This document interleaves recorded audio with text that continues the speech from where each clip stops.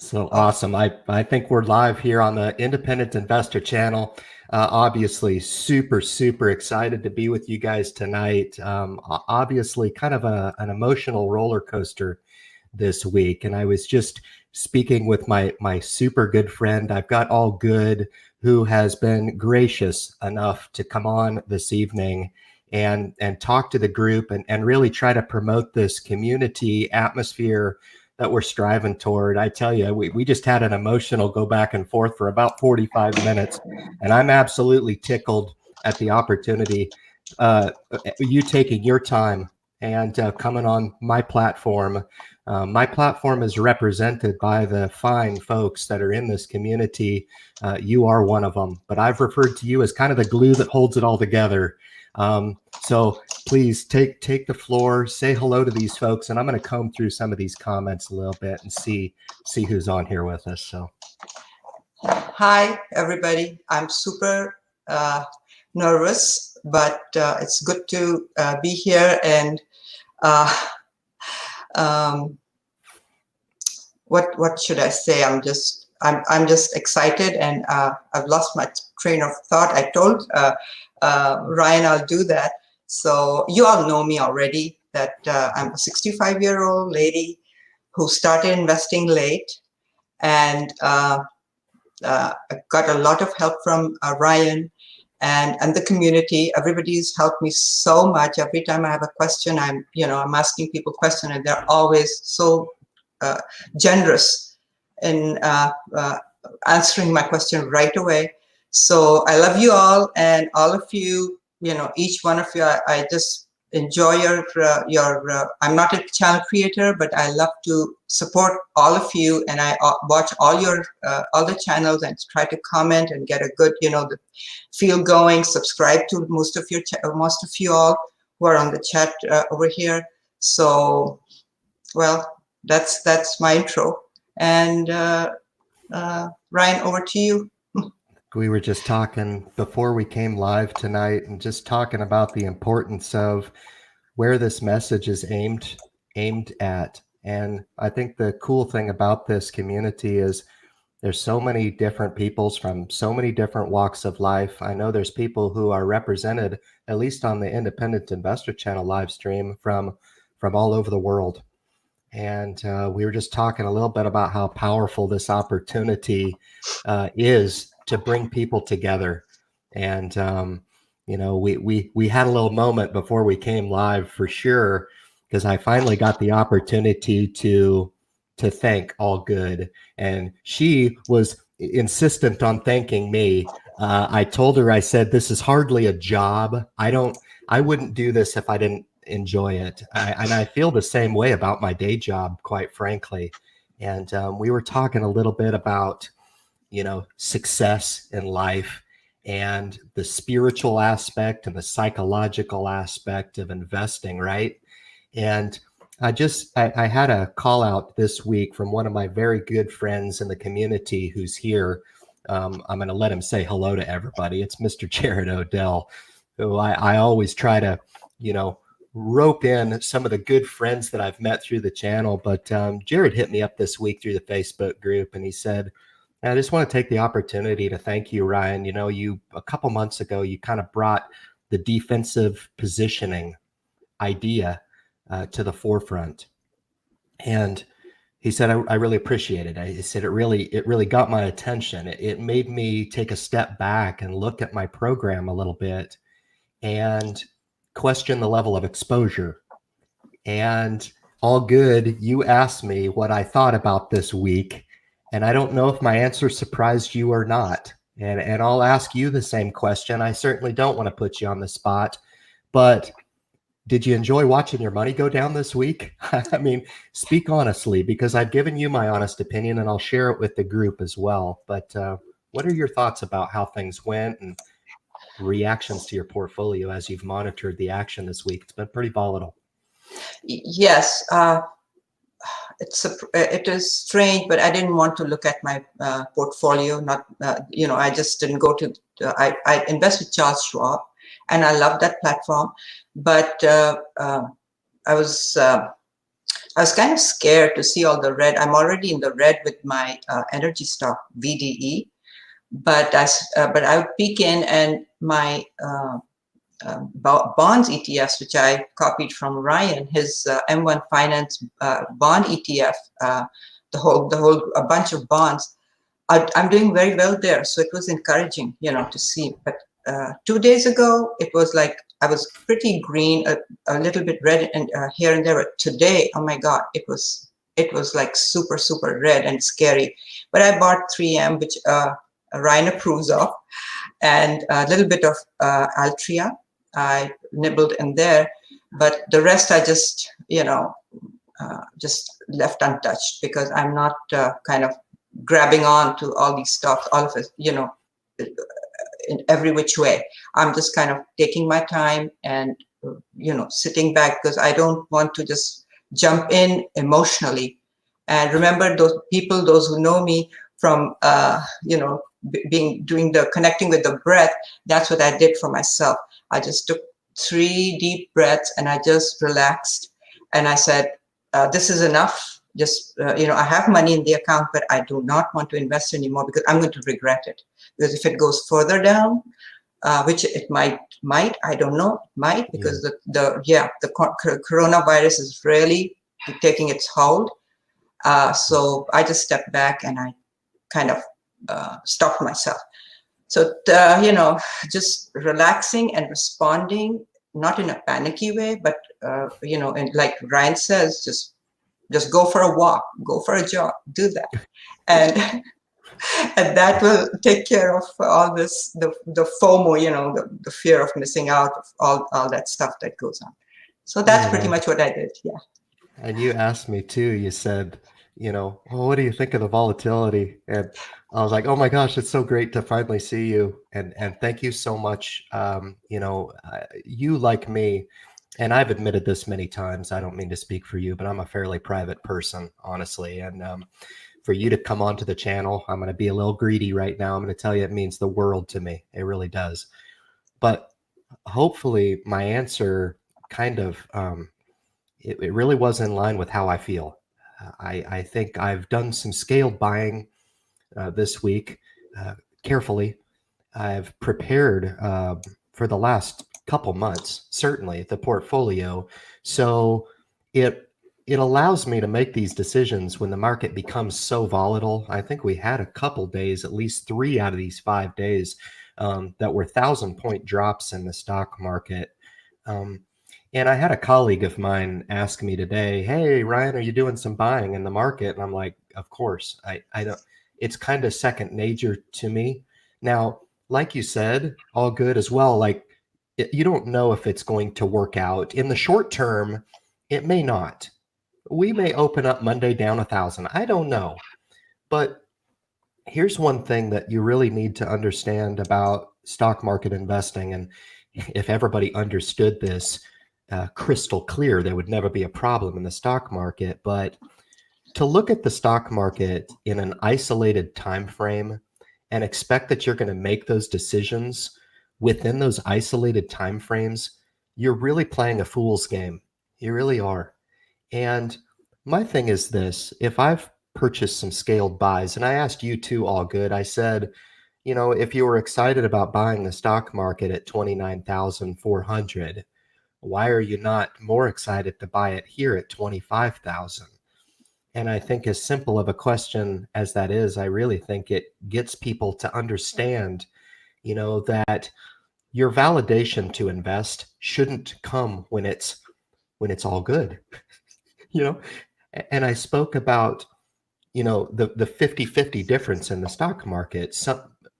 50% of the time it's good, and 50% of the time it's not so good. It's just unfortunate, because we always want to be positive and talk about the positive side of the market. That's what makes everybody feel good. But the thing about it is, the stock market is one of those very, very mechanical activities that it's not like we do everything else in life. It's not how we live our relationships. It's not how we react with each other in this community. It's not how we react with family. It's not how we do things with passion, right? The stock market is one of those activities that is null and void of that type of activity. And I think it's an evolved art, I think. Because when you asked me, hey, what do you think of the volatility this week? I kind of gave a,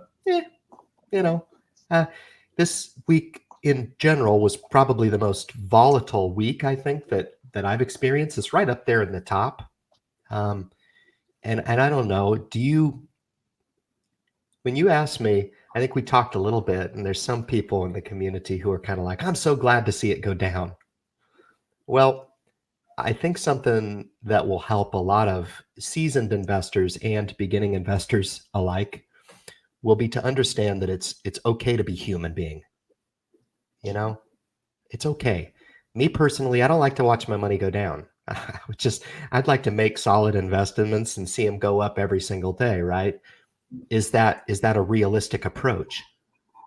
So you really need to step back, and I think a lot of new investors suffered from this, and I did as well, is to have realistic expectations in the stock market, but understand what those realistic expectations contain. And it can be very scary for a lot of people because they want to remain a little bit naive. And this is giving you a small taste to what the stock market can dole out.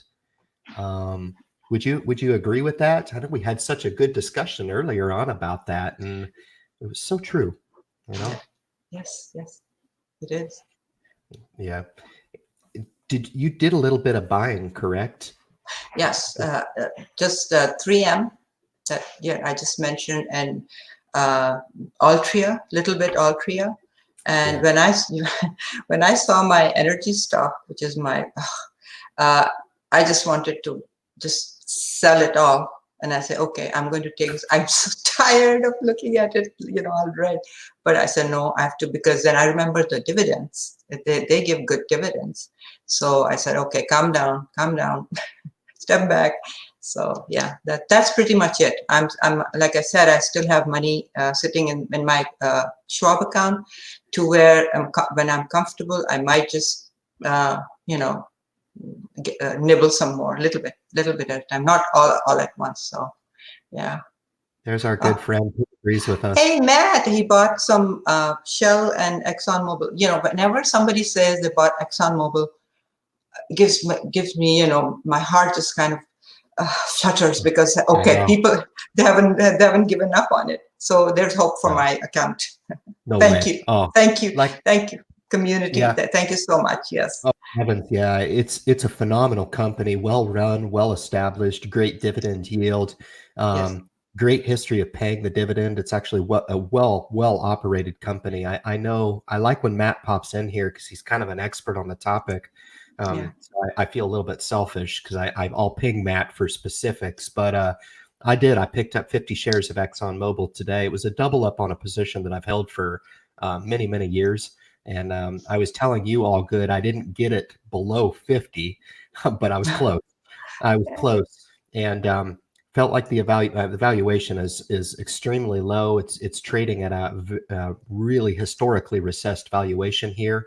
And interesting enough, there's some systemic risk, obviously, to the oil markets in general. But I think being drugged down on a name that's had already been drugged down pretty good, I thought it was worth taking a crack at it. And like I said, it may not work out next week, but over the long term, I think we'll be fine.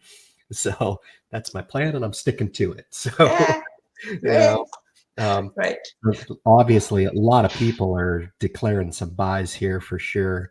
And you had mentioned something too before we came live as well.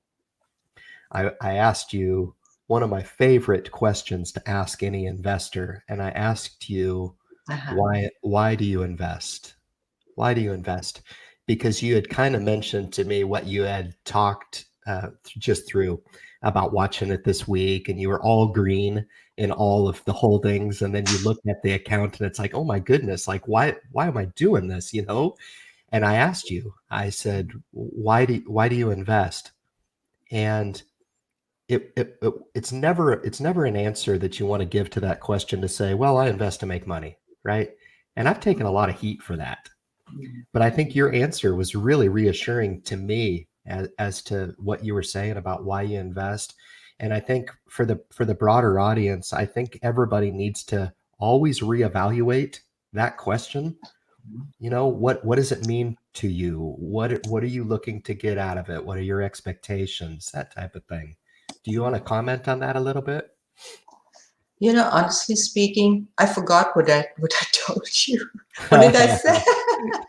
What did I say? It was I'm so nervous. It was interesting because really what you didn't say to me was, you know, I've got, you know, my life savings is tied up in the stock market now with the market at an all-time high. You said something to me that was completely opposite. And it was such to let me know that you understand about the stock market what so many people need to understand, and that is to control your exposure through the scale. And what you had said to me is that you have a little bit of an overage or a little bit of surplus capital. So it makes sense to put that little bit of surplus to risk. Right. And I know there's never any perfect amount to, you know, to put in the market, and any amount that's exposed to risk and it goes down, you kind of look like, oh man, what's going on? And never feels good. Yeah. But I think the idea is to put that percentage to risk that makes sense, no more, no less. And I know for a lot of investors, that's a hard thing to nail down, but you can do it. You can do it. The key is to identify that amount that you're not overexposed, right? If you're going to err on the side of safety, great, do it. Go ahead and err on the side of safety and be defensive, but don't have all of your eggs in that basket. Now, I think age comes into it. I just had Kyle with Passive Income Investor, and I'm going to bring him on if you don't mind. All good. No, I will just sign off. I'll sign off, and you all chat, and I want to enjoy you guys. Enjoy the show. Thank you so much. Keep the discussion going. Thank you so much. All good. I love it. Thank you so much. It meant the world to me. All right. Thank you. Same here. Bye. Bye. Bye. What's going on, my man? You got me okay? No. Yeah, I got you great. Do you hear me all right? Your audio is perfect. Man, awesome. I do it. Oh, I wish I could have said hi to All Good there, but I got to shout out her again, man. It was so good to actually see her come on. I mean, that's pretty baller stuff going on.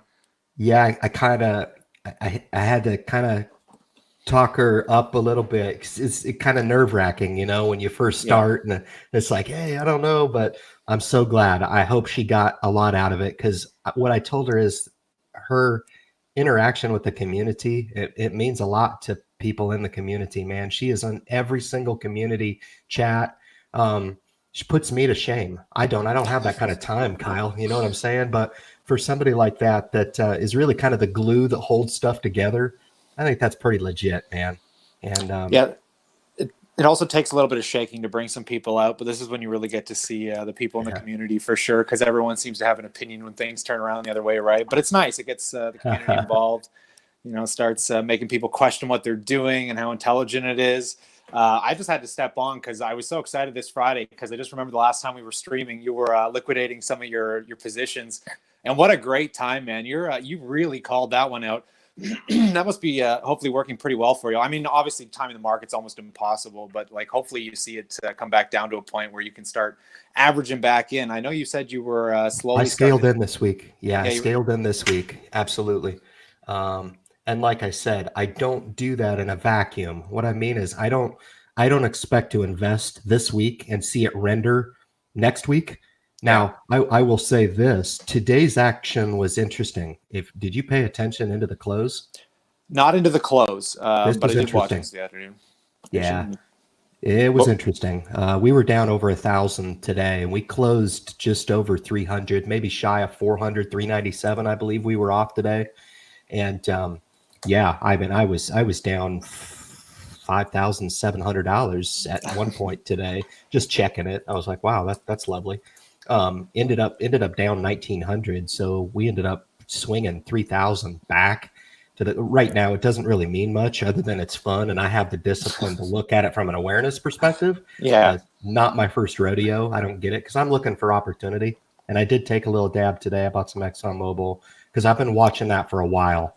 And I am glad I didn't buy it at 59, but this is too low. for the company. So decided to go ahead and take a long-term double up in Exxon today. So yeah, oil stocks are definitely in some bare bottom territory here. I wish I had more capital. I'm sitting between tax season and a few other things. I've still been dipping my dividends in, but it's been amazing watching the portfolio drop because I just love the excitement, man. On the upside and the downside for sure. Because similar to you, you've got a little bit more experience with it than I do. But I find that at this point, like it's just numbers, right? Because you're still looking at the value of the business. So, I mean, to watch the portfolio drop, because I just kind of showed how much my portfolio dropped. I think that was this morning when I posted that video. It was like, I think at the peak, I'm down about 19,000, about 13%, but it's not within reason yet. I'd like to see it drop more if I'm being honest, because right now these top tier companies aren't on like any major discount. So, I mean, to see another 10% down, I think would be just prime.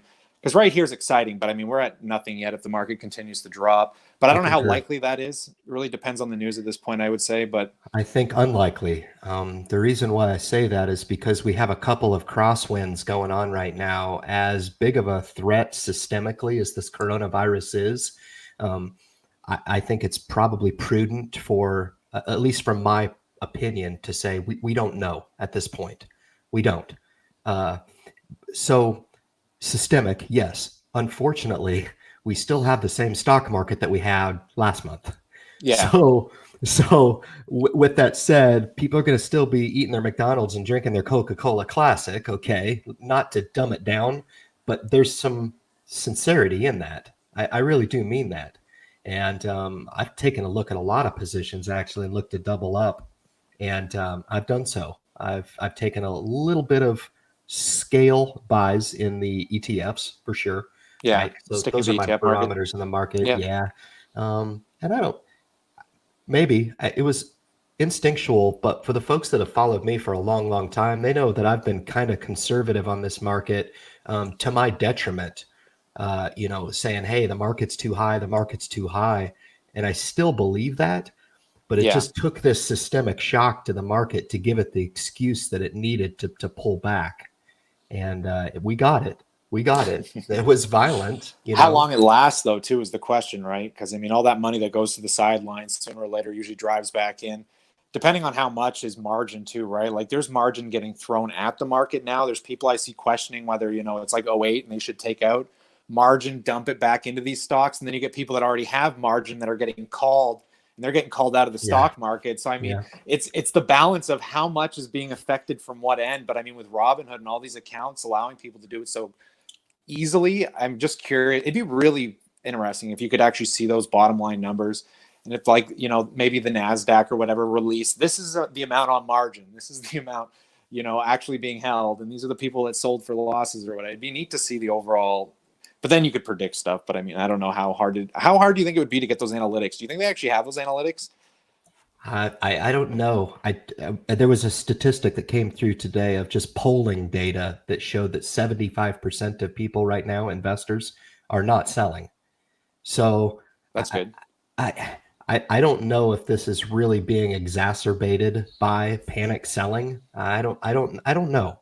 Maybe I'm the wrong person to ask that. I'm sure the data exists, Kyle, but I don't have that level of insight. It would be interesting to know, because God, for me, the word selling doesn't come into my vocabulary. I know, so I'm so adamant about this. I know that members of my community who have followed me for a long, long time will see it the same way. No doubt about it. Like, they're looking for opportunity, and it takes a little more work. I worked hard. I monitored the market a lot more this week than I did normally, because when it's at an all-time high, what are you gonna do? Are you gonna toot your own horn? Oh, it's up again. Big deal. I don't. And, I mean, the emotional piece to it, I know it's very sexy to come onto YouTube and be like, it's all up. Yay, I'm up, this and that and whatever else. But I don't know. It's the same attitude that I have when it's down, really. Whatever. It's not going to affect me 20, 25, 30 years down the line. Yeah, but we're definitely more the perma bull side. I was talking to my my bank advisor today about it, because he's really into stocks too. But he's been more heavy gold than anything else. But he's just like, you're crazy. You're always a perma bull. And I'm just like, yeah, but why wouldn't you be right now? Again, at age perspective too, which is why it's nice to get all good on here to see the different perspectives. Because I imagine people that are getting more toward retirement are terrified right now of what might happen. But look at the small caps, man. I've had a good time looking at these small caps getting affected because I try and avoid them like the plague. Usually if I find a good small cap, the thing that keeps me away from it is sitting in that 100 million range. Because when you look at the small caps right now, like it's just unbelievable watching people's portfolios that are like heavily leveraged. Even though with Tesla right now, people buying at the tops, you got Virgin Galactic took a slaughter fest. It was crazy what's going on with Carnival Cruise. I don't think Carnival Cruise deserves what it's going through right now, but man, Carnival Cruise, for how good their last year earnings were, it's crazy. And I don't think Carnival Cruise is small cap, though. I think it was just one of the ones on the list. I mean, Tesla's not small cap anymore either, but even still, the small caps, the volatility that comes. Carnival's 47 billion, I believe. So it's big time. It's not small. It's big, yeah. Royal Caribbean's about 17, 18 billion, I believe. I looked at both of those companies today. United Air, Delta looks really solid. But those are all industries I don't really invest in either, Kyle. There's certain industries that they're so fickle because of things like this. Yeah, I mean, they're not recessionary proof either, right? Like they have a lot of risk that comes with the long-term aspect of it. But it's just fascinating to watch what's going on with these certain companies right now and just trying to figure out who deserves the full, plague of it all, or if it's just starting to get overblown. But I just can't believe the amount of leverage that people take into small caps. I've been looking at a lot of portfolios lately and people are down like 30-40% on like their portfolio. And even at the scale I have, I'm only down 13%. But again, most people don't have these. I'm down right on the nose, 13%, man. I'm right. So you're in the same boat. Yeah. Okay. So you're experiencing. Yeah, I guess, man. Maybe I should scrutinize my program a little bit more, but I've been there, done that. I rest easy owning what I feel are the best companies. That's just it, right? You have to feel easy because too many people are uneasy right now. And I can sit here and laugh as I watch it drop because I'm just going to buy more of it anyways, wherever it decides to bottom out at, or if it turns around, I might miss it. But either way, it's these, most people, like, I think they miss that fact, especially watching people like financial education. I noticed PPC Ian talked about this and I thought it was really valid to just point out the fact that when you watch these bigger guys take on heavy risk, it's also because they also have solid, holdings in their portfolio, right? Like, well said. Because I could just show my Tesla stock and be like, look at how much money I'm up, and then someone's like, I got to go buy Tesla, and it'll be the first thing they buy. But they don't understand that, like that was a big decision for me because I'd rather hold, those top tier companies. There's no less fear, like you're saying, right? Like, I mean, there's just so much going on. Like, I can't believe Johnson & Johnson dropped to what it dropped to today. That kind of came as a mind blower to me. But you also have Bernie Sanders going on about the healthcare sector. I mean, there's a lot of stuff that's more speculative based, but to see the stock get hit that hard, I never thought I'd see that day again. Same with MO. Like, I didn't think I'd see the day MO drop below $40, but I think it's just because at first glance, it looks like they had negative earnings last year, but it's just because they wrote down Juul. They didn't lose money. Technically, it's like real estate. I mean, they had cash flow. So I think that's what's doing it in right now with all the other stuff. But I mean, there's just, it's always surprising, man. Always surprising. Bernie is going to win. If Bernie wins, I don't know how well my portfolio does. I'm not a day trader because he wants to put a tax on day trading. Yeah, man. I mean, you traders out there are the ones that are screwed. I'm not going to get screwed, but some of my positions might get a little. Just trying to get a rise.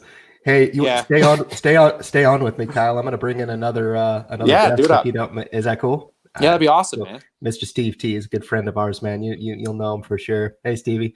Hey, what's up, guys? How you going? Yeah, can you hear me okay? Yeah, your audio is perfect. Thanks, man. So thoughts.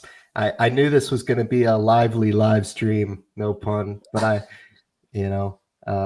interesting time to be an investor, certainly.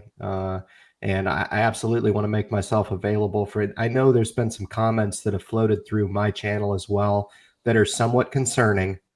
And all myself, and I know, Steve, you're on the level too. And Kyle, I can definitely guarantee he's on the level as well. There's a certain level of maturity that you got to have in the stock market. And you cannot just have it when it's all good. You got to have it when it's bad too. This type of stuff happens. I've said this many times over the channel, and I won't come on here and say I told you so. I think that's rude to do, but we just want to make sure that we're understanding that there's two sides of the coin, man. That's what prudent investors do. So, Yeah, definitely. It's nice to be able to jump on here and kind of reconvene after the week we're having.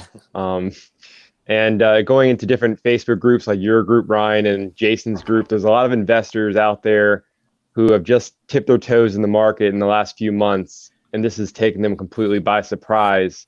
And they're kind of just like looking for answers, what to do. Should I sell? Should I hold? So it's good to have these different communities for people to look to, because some people have no idea what to do right now. They didn't experience a crash in '08. They just eliminate something. Did you even think about selling this week, Kyle? I don't. That's a loaded question, man. I don't. The only thing I sold, if things get over leveraged on my portfolio like Tesla did, like I couldn't help myself but sell it, because I can't have a $20,000 position in my portfolio. But I mean, I still hold it. I just Facebook that I bought isn't down nearly as much. So, I mean, I leveraged that profit into Facebook, and it's only down 10%. If I was still holding Tesla from all-time highs, I mean, I would have wiped out, probably like at least 3,000 in gains. So, I mean, I can't have that amount of volatility. I learned that with Apple, because I mean, I used to hold $24,000 worth of Apple, and when it went through the first dip, it worried me a little bit. If I held on, things would have been great, but for the leverage aspect of it, it was just, I don't mind seeing like even a 20 to 30% reflection if it's over the broader market, but to see my portfolio move that much off a single position is a little uneasy for me, because it's just way too much when you start getting at the scale. I don't like seeing a 6-figure portfolio move 30,000 or even like 15 to 20,000 a day, like over a little bit of a span, or like I said, right, like an economic slowdown or something. I'd get it, but I can't see one position of my portfolio drive that much movement.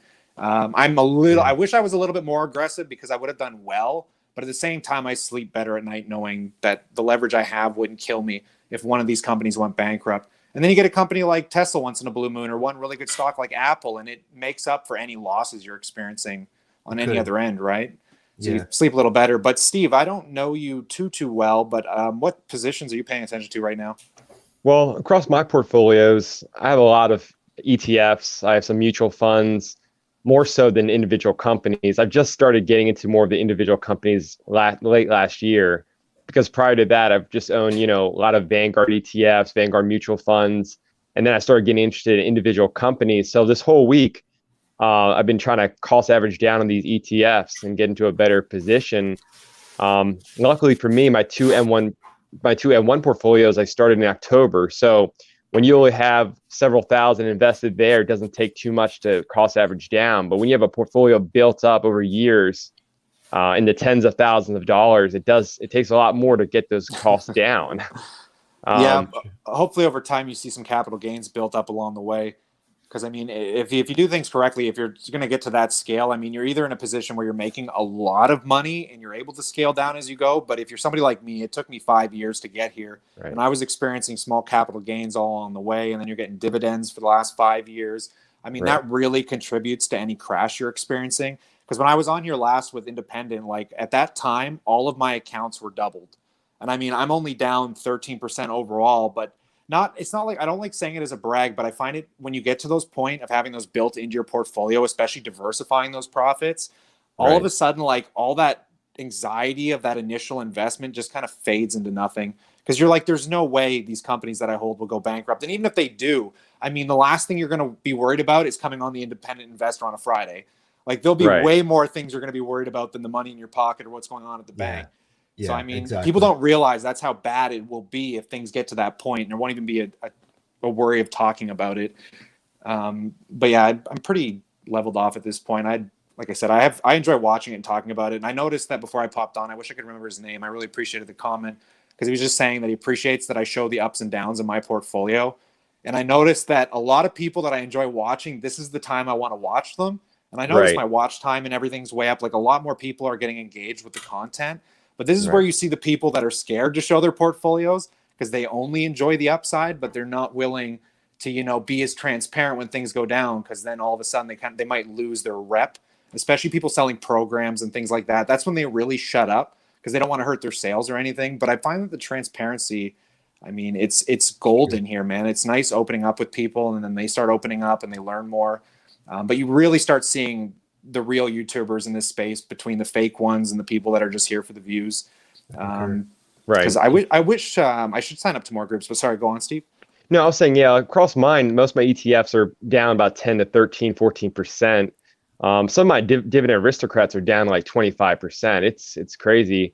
But it's funny you mentioned that. I guess several YouTubers I know, Joseph Carlson, he posted his video today and he showed his account. And I'm glad that people have that transparency to show and the confidence to show when your portfolio is up and when it's down, because that's one thing people don't want to talk about. And to come forward and say, look, I'm just like everyone else. This is what I've lost. I've lost $6,000 in a matter of a week. That takes Paper guts loss. to do that. Paper loss, though. Of course, absolutely paper loss, but still, it's still a psychological thing seeing your account drop. If you're someone who tracks your net worth, if you're someone who tracks your assets, and to see it drop like that, it can take a hit on you mentally. But like I said, it is just a paper loss until you actually sell. Right? Did you happen to read Warren Buffett's annual letter? Because at these times in the market, when Warren Buffett makes those letters, they are absolutely hilarious, because he pretty much just spends most of the letter doing slight jabs at how people invest, to usually a lot higher of a degree than he usually does. Because it's just, people spend so much time, like we're talking about now, like analyzing the numbers and the paper losses and the psychological stuff. But how many people are out there being like, oh, well, my business does this, there's their operating margins. Like, why are you so worried about that when you shouldn't be worried because of this? Like, I hold companies that are volatile as all hell, like GEO Group. And I mean, I've run my math on it, and I enjoy the company either way. I understand the risks behind it. But like, when somebody tells me something's horrible and it's terrible and it's going to lose all its stuff, but then you look at the assets and the income and you're like, it's like Carnival Cruise right now. I mean, Carnival Cruise is down like something over 50%. And look at its books from last year. It's slaughtered its earnings, and it's trading at a PE of 7. Right. I mean, you're going to buy billion-dollar boats right now for 7 times multiple. When this thing blows over, I mean, people love cruise ships. I don't personally go on them, but the people that I know that do, like, rant and rave about how great it is.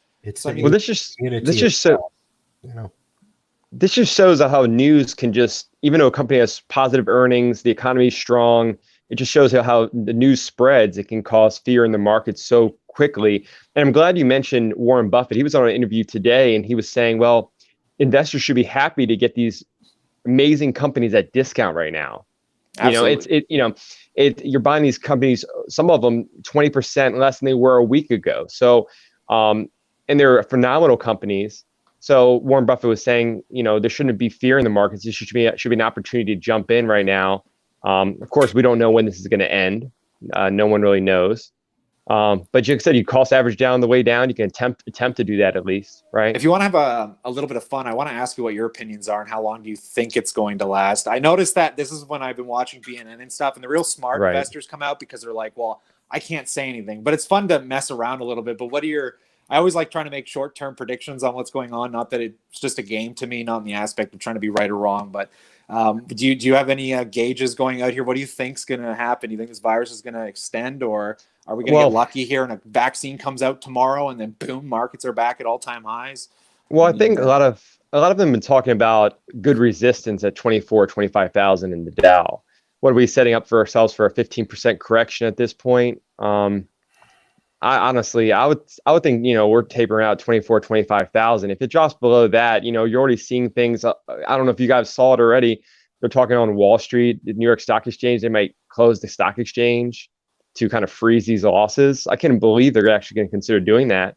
It happened in Canada here yesterday, man, and nobody knows why. They just keep claiming it's a technical issue. But the only thing that I was picturing was how many people had one-day short call options out there. I'm sure there was people that picked up a short call in the morning thinking they were going to flip it at night, and then before 2:00, the markets froze. Like, what happened to those guys? Like, you don't hear about them coming out of the woodwork, but I'm sure there's a few of them that were getting pinched. I know independent investor, I'm curious, because you were saying earlier that you think that we finally bottomed out here. What were you reading or listening to? I know I listened to Jim Cramer, and he thinks there's a few technical reasons. But JMac Investing, who's in the group, actually mentioned the little bit of a inject from the Fed.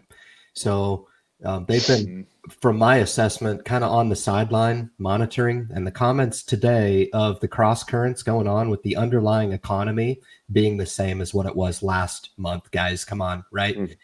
And furthermore, offering stimulus. I'm in the camp that I hope they do not. I hope they do not, because I really believe this downturn is based on systemic fear in the market. The businesses are closed right now in Italy, in China, in some of the businesses are closed. Like, it's going to affect companies' bottom line. So don't think for a second that it's just because of fear of the coronavirus. Okay. That's the byproduct of it. And that's the scary part. So as far as commenting on when I think it's going to end, I thought a little bit of give back for the last 5 minutes today in the market was telling, interesting enough. Some of the sectors, chips finished up today. Cruise finished up today. Had a nice day today. Software was up today. And then there was one other subsector that looked interesting too. I think it was airlines, actually, which is you were saying Delta, and those are single digit PEs as well. So a little bit of glimmer anyway. But I will caution in this. I think if we continue with volatility, I won't be the least surprised because of the unknown. That's the scary part. So yeah, I think put this up on the screen here, guys, real quick. You guys can keep talking, but I want to get to this comment by AK because it kind of speaks to what I wanted to speak to, because there's a ton of people. This is one of the most common questions I get, and it's one of the most dangerous, and it's one of the most important to answer for new investors.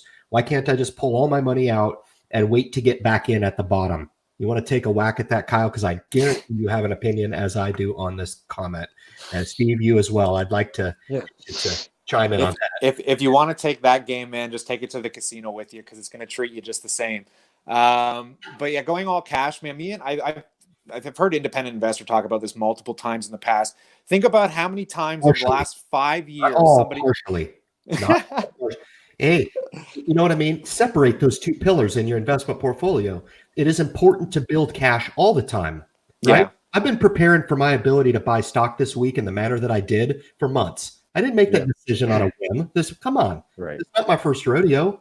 But you're also in the position. You're also in a position of power, though, too, right? Because you have a scaled portfolio, and some of these people might be looking at either smaller Well, I don't know. Maybe they are having a bigger portfolio, but I think in your perspective, it's good to have cash when you start scaling, or depending on your age as well. But I mean, that's just common sense of like having an emergency fund. Like you could leave at least like 3 to 5% on the sideline. I always have at least a minimum of 2 to 3% no matter what, just in case anything, whatever happens. But I'm dealing with the tax government stuff right now, so I've just been taking it easy because they're more important than the stock market is for the time being. But yeah, I don't know, man. This is the cash thing. I've heard this all the way along. Somebody was just talking about Peter Schiff on there that I was talking to, one of my my regular guys that pops by. And it's just the same thing with Peter Schiff. If you listen to a guy like that told you to, pull all your stuff out of the market, hedge everything. And he's been saying that for the last decade. Every year you're going to find a guy that says, go cash, go cash, go cash. But I mean, like, depending on when you went cash, who knows? Maybe you went cash a year ago and now you think this might be your chance. But then all of a sudden, a couple of weeks from now, some of the markets return and then you're not even getting back down to your sell prices. I think people are missing the point sometimes in that they want to rob Peter to pay Paul, back and forth, out of the market to put to cash, out of cash to put to the market. My point is, do both. Don't expect stock market returns from your cash pillar, and don't expect the security of your invested capital from your invested capital. Be realistic about your expectations about the different pillars in your portfolio and what's appropriate for me, Kyle. Me and you always are able to define the difference between me being 43 and you being young, and what's appropriate for you. Yeah. What's appropriate for you. I think that's awesome, and that's where we start. It was like all good. I wish she could come back on because she'd be a great middle ground between all of us, and then we can get the perspective from every angle for sure. But I got a question for you too. Do you guys have any like really good defensive stocks right now? I've been playing up Facebook like crazy because Facebook is gonna. I think when first quarterly earnings come out, I think Facebook's gonna be one of the stocks that's just gonna crush. All this news going on, people locked up playing on their phones. You have Joe Biden there just dumping tons of money into all this social media. I can't see Facebook doing any wrong from here.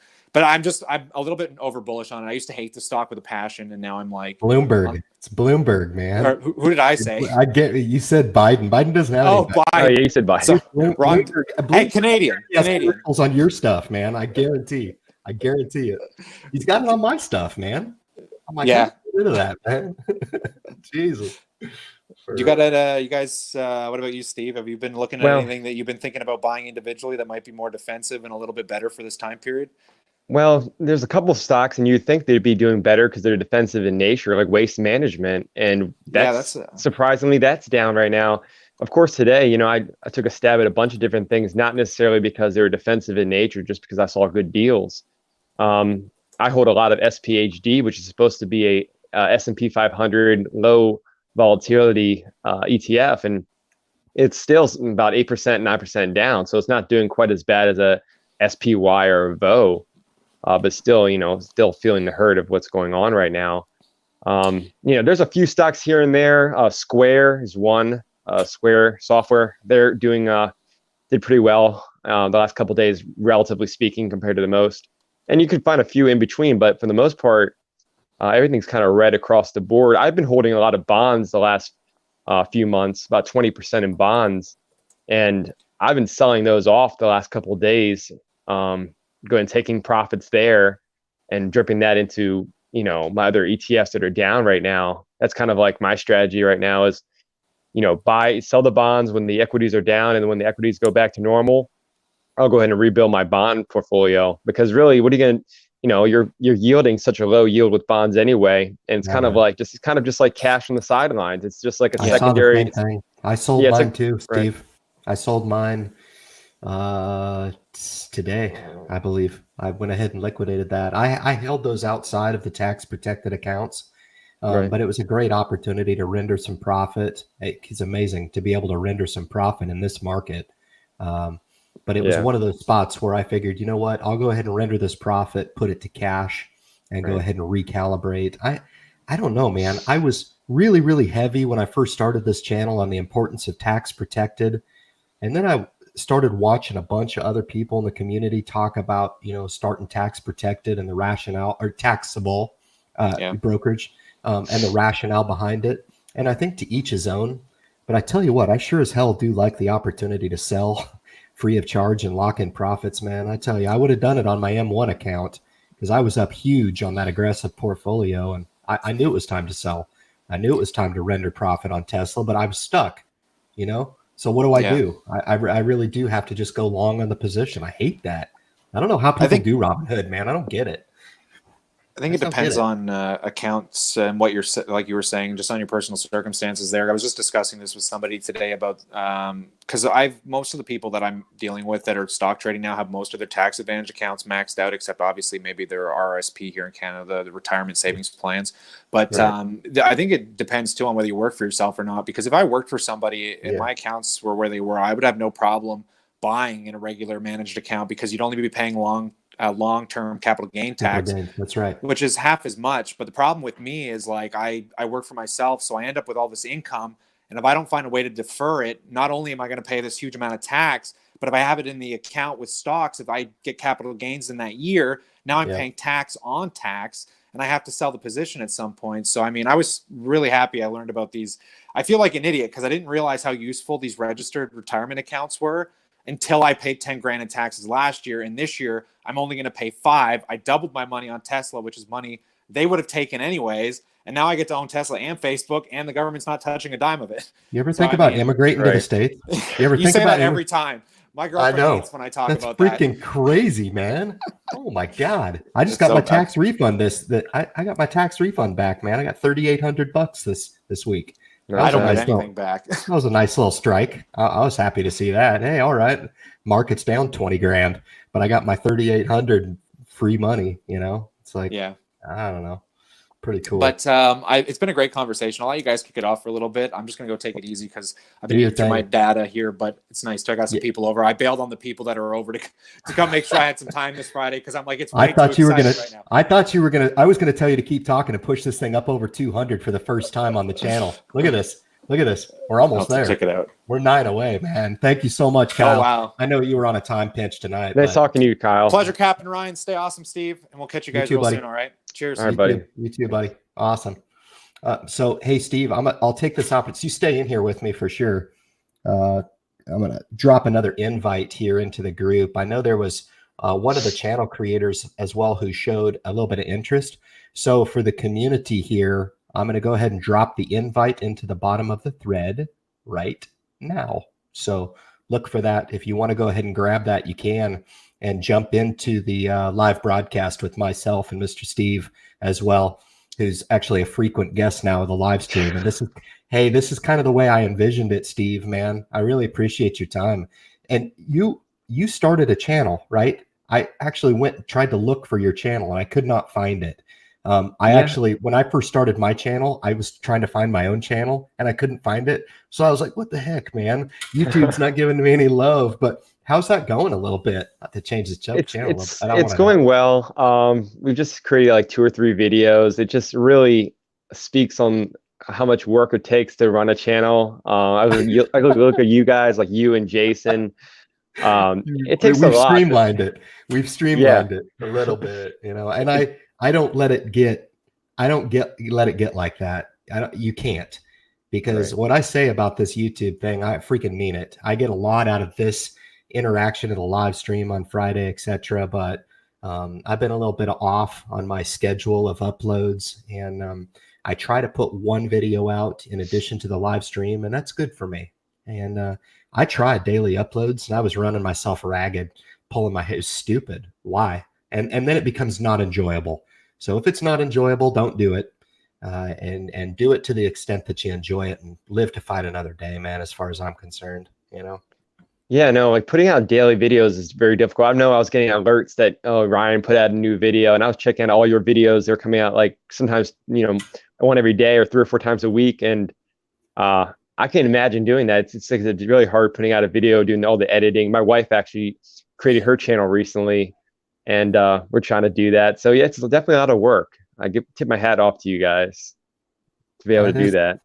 What I found was a lot of work, man, to be honest with you, is learning the stuff that I had to learn on my own, you know, like editing. I didn't know squat. And I still may be doing something wrong. There may be a reason why I don't have 100,000 subscribers. Who the hell knows, you know? I don't know. Maybe I'm doing something wrong. YouTube doesn't come with an instruction manual, you know what I'm saying?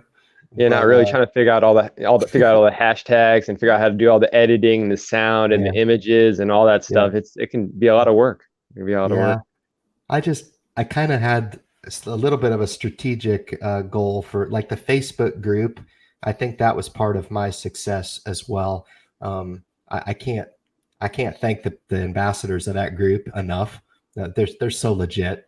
I just love them. I mean, they're part of my online community straight up, and everybody gives back in a lot of different ways, I think. And I think for a lot of those folks who go on there and share their expertise, hell, they're smarter than I am. You know, they share their expertise and they answer questions of folks that come on and they say, hey, I don't know anything about investing. What do you think about this? And they'll get, 6, 8 real responses. I just think it's awesome, man. You know? No, it's great. Like I said, you go into some groups and you can tell that people are mocking or making fun of people or just trying to lead them astray. And like I said, your group and Jason's group, there's a lot of good input there. You put a question and you'll get at least, 3 or 4 or 5 decent responses from people who seem like they're legitimately trying to help out. Yeah. So it's a good community for sure. Absolutely. And then of course, being there today and yesterday and seeing like different other people's situations, it causes you to maybe try to reevaluate your situation. What could you have done better leading up to this point to put yourself in a better position? I know for months and months and months, you were saying how much cash you were holding on the sidelines. And when stuff like this happens, you're like wondering, well, did I have enough cash on the side? Was I having enough bonds? I was even looking at this really defensive strategy. It's Ray Dalio's all-weather fund, which is basically a combination of 30% S&P 500 with a combination of bonds and gold. And, actually that's down as well. As of yesterday, it was down about, 3%. So compared to, other stocks is doing better, but still something even something as defensive as gold, which is like hedge, obviously, but bonds, it's still down. It's still down right now, I'll bring on a third guest if you don't mind, Steve. Yeah, bring him on. I'm probably going to tap out in a second. Yeah, if you do tap out, I've got another guest here, so I'll throw a couple. I've got South Bay Investor who's walking. It looks like he's walking around his house chilling. He's waiting to come on and rap. I always love when he comes on, man. It's awesome. He's turbocharged. But I'm going to bring on South Bay Investor right now, and then I see Monday Short as well. So I'll welcome them to the channel too. But South Bay Investor was the first one to pop in here. You got me okay? Yeah, how you guys doing? Yeah, I Good. got you fine, man. Awesome. Thanks for coming on. I appreciate it. You're welcome. You're crazy still week in running the market, channel. huh? Well, I was going to ask you the same. Certainly. Consensus across the community, obviously pretty volatile week, but I just want to make sure that the consensus across is that we're abiding by at least the cardinal rule of not selling, especially in a panic. That there's certain circumstances where that can be justified. Kyle did mention one of those, and I thought that was pretty good. But typically that's not what you want to be thinking when the market's doing this. You either don't look at it or look for opportunity, that type of thing. Are you in a museum right now, South Bay? I'm at a truck. Oh, you're a rest truck area. stop. Oh, I recognize it. Hell yeah, you're probably off Um, I-5, aren't you? I'm on the Arizona-New Mexico border. Arizona, nice. I was gonna say, Back man, it to- looked like the West I'm Coast actually somewhere. crossing into the country illegally right now. No, I'm just playing. No, Nice. I hope I'm driving not an back accomplice. Me too. No, I'm driving back Yeah, from I Mexico. witnessed you're sorry, partner. I'm driving You never back know from what you're gonna Mexico. get on this. Yeah, Texas. Yeah, I crossed right. Texas. I know the truth. Part of Texas, part of New Mexico, and right now I just entered Arizona, Old West Nice. Country. Are you a and truck I'm driver? I live in California. Mm-hmm. Yeah, South Bay Investor's been on the channel before, and he did a stream from his home office the last time. I think you might have been on that stream as well. But Yeah. hey, I might try to bring on this other Steve if you want to pop off, and I'll try to bring on this. You Absolutely. never know what you're going to get on the Independent Investor Channel live stream, man. I'll rotate people through. Like it's gonna get even more interesting, Steve. But thank you. I really appreciate you coming on, man, for sure. But let's bring on Monday Short and see. Hey, Monday Short, you got me? Oh, I just popped off. Yeah, so you got me, South Bay? So Cool. My sincere opinion on this coronavirus thing is that I just think that in a year from now, I don't think anybody's going to remember coronavirus. I think it's a lot of hype. Just my opinion, right? I don't know.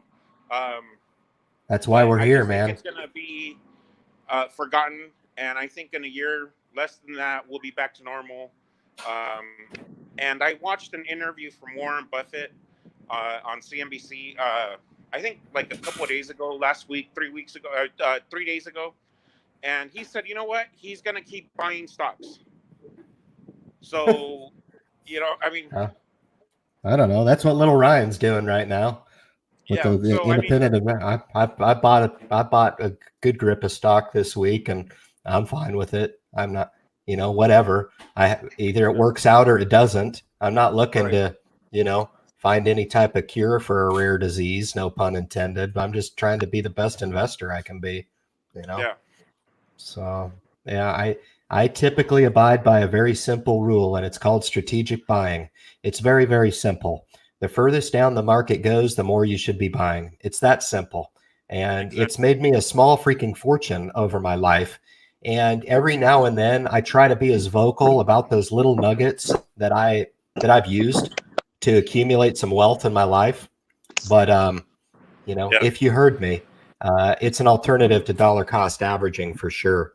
So, but anyway, hey, South Bay, I'm going to bring on another guest here, if you don't mind.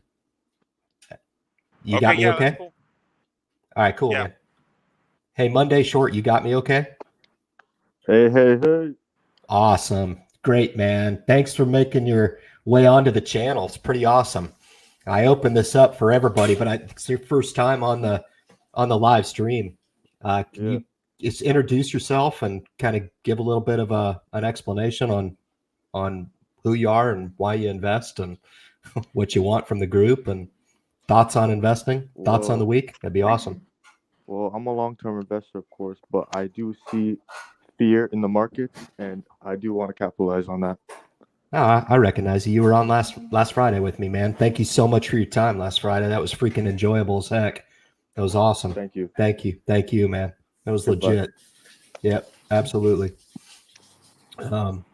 Yeah, are you taking advantage of this opportunity at all? South Bay, are you trying to buy any stock right now? It's tricky to do. No, You got I to am pay going to start attention. buying. But remember, I told you. I don't know if you remember that. I told you I'm not in the market right now. Yeah, that's right. I did. I remember. Yeah. Well, if you're not in the market, but I am going to get back in. yeah, well, every day that goes by, you're being given more of an opportunity, So what you said about not being in the market, there's a lot of beginning investors out there. There's investors who have been invested who are not in the market right now, who are being provided a pretty interesting opportunity to step into the market right now. So, Hey, yeah, independent investor, you see these trucks out here? yeah, man, gotcha. Yeah, that's American capitalism, man. They're Yeah, hell supplying yeah, all it the is. stores. They move all the I own stock. merchandise. I own stock in FedEx, man. Oh, yeah. Yeah, hell yeah, hell yeah. You betcha. I've got stock all the way around me. I've got McDonald's up on the corner. I've got Walmart. I own stock in all those companies. You bet. And I value those assets like they're gold. I really do. That's kind of how I look at it. And I know there's been a lot of mention tonight about looking at the dollar amount. I do that. I do have a lot of experience to be able to look at that, but I'm looking to grow my share base. And I think that can help a lot of new investors when they're looking to grow wealth. Focus on the shares that you're able to accumulate over time. It's super important. And I don't know, if you're long-term investor, you're going to pay a lot less attention to the money aspect of it. I know that's where your eyes want to gravitate to, because it's different seeing losses in the portfolio, but you have to really resonate with the idea. Is it truly a loss if you're not going to sell out of the market? And that's one of my cardinal rules, man. I swear. We've already had a couple comments come through. Hey, should I sell the market now and buy at the bottom? That is so much easier said than done. It's almost impossible to do. There's no timing the market. Yeah, but you can say it. Yeah. How come everybody out there wants to do it then? It's crazy. Or speak like it's possible. I mean, look, I'll save cash for the opportunity to buy when I think it's a good strategic opportunity. That's not time in the market. And that's the whole wishy-washy back and forth, like trying to buy in at that perfect bottom, And Exactly. I just, man alive, I talk till I'm blue in the freaking face, and it's frustrating for me sometimes. I got my boy Matt, who's been super busy. He's probably working and joining the Independent Investor Channel live stream at the same freaking time.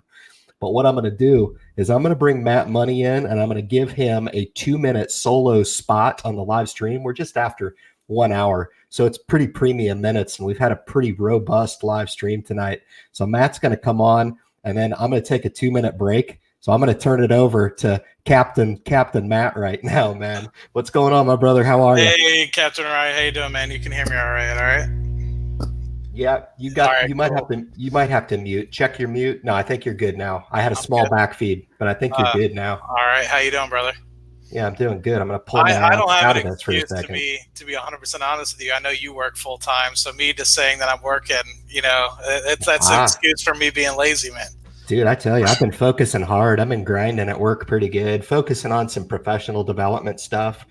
Certainly nothing in way of promotion, although I'm always working on that. But it is professional training stuff. That's cool. I don't know, man, it speaks to a larger strategy, I guess. And man, I had such a good conversation with All Good. Holy smokes. I threw down on the most incredible content before this live stream with her. It was insane, dude. I was almost crying. She can get the best out of anybody, man. Dude, I was like, she can pull it out of you, like, yeah. What the freak, man? I was like, oh God, why aren't we filming? And she's like, I'm so nervous, and she's probably laughing right now, But I just, she's so easy to talk to. I was so happy to see her. Yeah. Yeah, for real. Yeah, it was awesome. So thoughts, Matt? I certainly respect your opinion and what you bring to the table, not just for me. From myself, again, my selfish perspective. I say that all the time when I talk to you, but I know there's a ton of people that, they benefit from the rotate of consensus through this community. So have at her. Yeah, I've never been in an experience like 2008 or anything along those lines. But what I have seen is small trickles in early 2016, late 2018, and now this, where you kind of get these small 10 to 20% pullbacks, and I get excited. I mean, I personally have a long time horizon, so me looking at the next potentially 30 to 40 years, No, absolutely. see an opportunity that within the short term to be able to purchase something, which, like you said, was producing massive amounts of cash flow just the day before. 6 days later, you're down 15%. It's the same company. Why wouldn't you be buying more? And so I definitely took the opportunity. The portfolio took a $35,000 hit. I'm fine with it. The cash flow is still going to come in. That's pretty light, Matt. That's pretty good for the size of portfolio that you have. There's some silver lining there to that. The people, if they heard what you just said, because a lot of people would be like, "Oh, that's crazy," but you got to understand, like, it's less than 10%. Yeah. Yeah, man. So yeah, it's pretty good. I think I'm right on the nose at 13 right now. I think I'm right on the nose. Yeah, 13. So, which, I whoop-de-doo. She asked me, "What did you think of the week this week?" And I was like, it's in that. I'm pretty defensive in my approach, and again, with the savings initiative that I've just become accustomed to. I learned this lesson really young. I was 19. I overbought. I had like $15,000, $20,000 in mutual funds. I was super young. I didn't have $1 in the bank. I was like, "Look, I'm investing, man. I'm going to invest for the rest of my life. I'm going to be a millionaire," which I still believe I will. That's the dreams that keep me going. You know what I mean? But it taught me that lesson, man. I was way too over levered, and I didn't have any money to live on. So I always just try to keep as much invested capital flowing into the investments. And when it's time to continue to keep flooding money into the savings account, and it helps with those decisions about funding the Roths. It helps with those decisions for unexpected expenditures, etc. Those types of things. Am I losing money every year to inflation? Yes, I am. But it's okay because I keep those two pillars completely separate.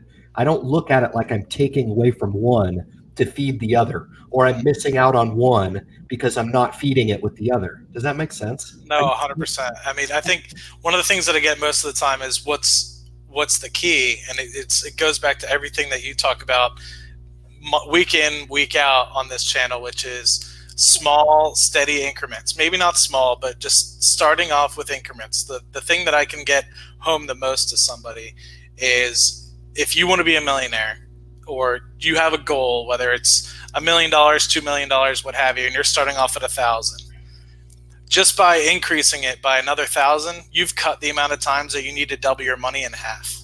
Yeah. So instead of having to go from 1,000 to $1 million, you just have to go to 2,000 to $1 million. Yeah, you're kind of cheating because you don't need to double your money as many times, or you need to cut it out at least once in terms of doubling your money. But at the same time, it's about consistent capital contributions to the portfolio. And I think that is one of the things that's been my success. I'm not somebody that's sitting here that's gotten a 10,000x return, 10,000% return. I'm somebody that's sitting here investing probably 40% of my income on a gross basis, not net, on a gross basis into the portfolio every single month. And so when you think about that, that is what is really driving the massive gains in the portfolio. It's not that I am some sort of wizard that's calling the shots on this or that. Yeah, I've had a couple 100% returns here, a 200% return here, but I mean, not all of them are like that. And it's about getting your financial house in order and consistently adding capital to the portfolio, getting yourself to the position like you're talking about, making sure that you're able to pay yourself first, and you're able to make sure that your financial house is in order, all your bills can be paid, and not just dumping everything in whenever you get the chunk of cash. So many people that I talk to, they're like, I have $10,000. What do? It's like, first you start. And then the second thing is make sure that you have a consistent increase into the portfolio every single month. So that's super smart, man. God, what you just said is super smart. Do you mind running this for give me like a 1 minute break? Do you mind? This is kind of Yeah. like an intermission. It's like my Yeah. 7th inning stretch. I'm going to Yeah. give you a solo cat. You're going to have to run this. I'm out. No worries. Oh man, he straight up rolled out. So how's everybody doing? I've taken like a 2-week hiatus, so hopefully none of you guys hate me. Been busy at work, but like I said, that's no excuse. But with respect to the markets, yeah, so the portfolio before this 7-day run-in that we've had was about up to 418,000 or so. So like most of you guys, my portfolio the past couple days has taken a hit. That's not causing me to run. I haven't sold anything. In fact, I've bought more. Over the past 7 days or so, I've bought more, trickled into Royal Dutch Shell when it was dipping into the high 50s, or sorry, the high 40s, and bought some GEO Group because my buddy Kyle, passive income investor, is always talking about GEO Group. And so I figured I would dip my feet into that. But actually yesterday I bought another $2,500 worth of Shell, which is about 56 shares or so. And then I bought another 100 shares around of Exxon Mobil. And benefit of that is now the portfolio for me is yielding over $1,000 a month. I think I just checked. It was like $12,500 a year, $12,543 a year, which is $1,045 every single month.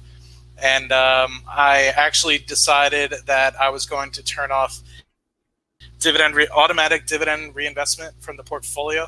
Not to say that I'm going to take those dividends and spend them, but what I'm going to do now that some of the portfolios are yielding about $8,000 a year, I'm going to take that money, pool it on the side. So when you kind of have these events like this, it's not automatically reinvesting into stocks that might be overvalued. It's more of an opportunity for me because I'm going to be getting around $800 or so a month in certain parts of the portfolio, and I'm adding another $1,500 every month to those certain accounts to now get $2,000 a month to selectively choose where that money goes, rather than spraying it across 10 to 15 different positions, which some might be perfectly valued, some of them might not be valued, or good values at the moment. So those are kind of what's going on with me. So how's your bio break? Yeah, it was a mid-inning stretch. It was like my 7th inning stretch, man. Yeah, there you go. I don't know. I had plans to go pretty late tonight because I did get a little pulse of the channel this week. There's some people who are concerned, and honestly, Matt, the way you speak about investing, people should glean from your message about how high a priority you make investing. And people really need to continually question whether or not they're willing to look at investing the way that we do, and understand that, at least for me, and I want to speak for you, it didn't happen for me overnight. No, it didn't for me either. But with that said, it's always been pretty high, and I've always tried to take a concern. I make concessions in my life, Matt. I mean, you're rolling with an income to where you could go buy a sports car, you could go buy whatever sports car you want, and not to say that you don't do that, but you could. You make the income to do it. But those little concessions, I think, are what people don't see. When they're like, man, I see what you have, or I see what you have, or this investor or that investor. And they're not willing to go through the mental and physical deliberation that it takes to really make those physical concessions. Like, it drives my decisions in life.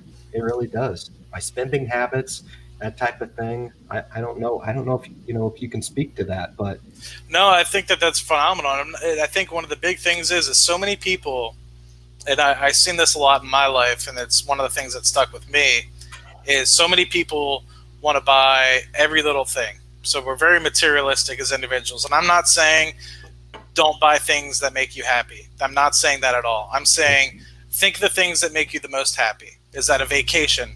Is that a sports car? But you can't have the biggest house and the nicest vacations and you know what I mean? You can splurge on one or two of them. No, you can have it. It's called being in debt, which is the story of this country, at least. And I'll pick fun at my own country of the United States of America, but we are a country of indulgers. We really are. And I don't mean to single any person out, but as a group, we're out of control. Yeah, The I agree. statistics show we're out of control. Household debt. People are buying houses that they can't afford. You know, I mean, Matt, the house I could afford but opt not to buy is a testament to how disciplined I am. I live in an apartment. Yeah. It's just, and why? It's because I'm seeking something down the line, and giving up making those concessions now, for those financial goals. That's just what Yeah. I'm doing. No, I think that has something to do with it as well, because I haven't been in the market to buy a home in probably about 4 years or so. But I think 4 years ago, I was like, the next natural thing for me to do at 24, 25 years old is to buy a house and settle down, I guess I could say. And the approval note that I got from the bank was absurd. And that was before I really made like that big of a journey. But that was just like, I was like, why would I ever spend that much on a house? Like, and especially being by myself. So I think what ends up happening to some folks is they get the approval or the pre-approval for some of these, and they say, okay, this is maybe I have more opportunity to buy than I want. And so I actually told the bank, I was just like, can I get an approval letter for, I think like 40% of this amount? Because at the time, I didn't want to buy a house that was, 2.5 times more than what I wanted, cost-wise or size-wise. And they were like, why would you want to do that? I'm like, well, I don't want to show somebody a pre-approval letter that has 2.5 times the amount that I want to buy a house for. They're going to try to, Sell you. But anyway, that's a different story for a different day. But yeah, I think a lot of people need to recognize it's a cost-benefit analysis. And so it's economics, right? I mean, it's just like buying stocks, right? You wouldn't want to buy something that, I mean, maybe you would, depending on what kind of opportunity, but let's just say you have two equivalent companies, like Whirlpool and something else that makes, home appliances. And one of them's trading for 20 times earnings, one of them's trading for 10, and they both have this identical company. You're going to buy the one that is trading at 10 times earnings. Yep. Same debt, same. And so what I'm basically trying to say is if you have the opportunity to, spend $1 where it makes you the most happy, spend the $1 where it makes you most happy. Don't spend that second $1 and buy something that makes you less happy. You know what I mean? Like, focus on what makes you happy, invest wisely, and be consistent about it. And I think that is probably one of the better things that you can do. And if you can get started on that sort of path, then I think you'll be all right. But well said. Well said. Somebody commented on the Jack Daniels. I'm half tempted to have a glass or two here, Matt, which is exactly what I would do if I was there. I wouldn't even ask you. I just go pour us a couple, I swear. Yeah, I think there's a couple other ones. There's we're getting after Trinidad just had their yearly carnival. Yeah. So we definitely went through our share of alcohol over the past week. So it's a good time. You spend a lot of time down there, don't you, Matt, for the job? It's like kind of home for you. Yeah, I live here. I live here now. It's so like that. my whole office. Sorry, all my belongings, except for like 2 small boxes, are in Trinidad with me. So I sold my car, sold everything. I said I don't really. I was anticipating maybe going elsewhere as well, but who knows what's going to happen? I think I have my home base asking me to come back to Houston, that I have the people here asking me to stay. So I don't know what's going to happen in the next couple months, if I'm going to stay for another year or I'm going to go back to Houston. So we'll see. All the best to you. Those professional decisions are pretty crazy. Yeah. I wish you all the best. Keep going. Yeah. It's pretty awesome. It's a lot of fun. So definitely can't complain. What's going on with oil right now? It's not doing well, but I honestly think that it's okay. I honestly think for the long term, things are going to be fine. We're still going to need 90 to 100 million barrels of oil every single day. Maybe not in the short term while you have some of these worries and some of these supply chains cut down based off of what's going on with the coronavirus and people trying to contain them, whether it's Italy, whether it's Iran. But I think in the medium term, the next 5 to 10 years, oil is still going to need 100 million barrels a day. I don't see that changing at all. And what I focus on is, I think what ends up happening to a lot of folks and why they end up losing in energy. So this hopefully will speak to a lot of folks in here. And this is my opinion. This isn't the opinion of my company or anything like that. Understand. But my thought is a lot of people like to buy stocks of highly leveraged oil and gas companies. And so what ends up happening is these companies end up being basically in debt to their bondholders, and they end up basically going bankrupt. And then next thing you know, people are wondering why their investments are going down the hole. And I guess you could say the same with Shell and Exxon and some of the other larger ones as well. But I think people don't see that as much. I think that what ends up happening is a lot of folks will buy something like Chesapeake, which was, highly levered. They'll buy companies like Seadrill Partners, which was highly levered. And Yes, sir. what ends up happening, they're like, well, why did my investment go away? It's like, well, you made a bad investment. So, Yeah. I mean, you need to look at companies, and I think it's even going to get more so in the oil and gas sector, where companies that are highly levered in these low-cost environments are going to struggle to break even. And what I think is going to end up happening is you're going to have the companies with the larger moats, your Exxons, your Shells, your BPs, the companies with very good debt positions, very good gearing ratios, meaning how much cash they have on hand versus how much cash they're taking out in terms of bonds and long-term debt.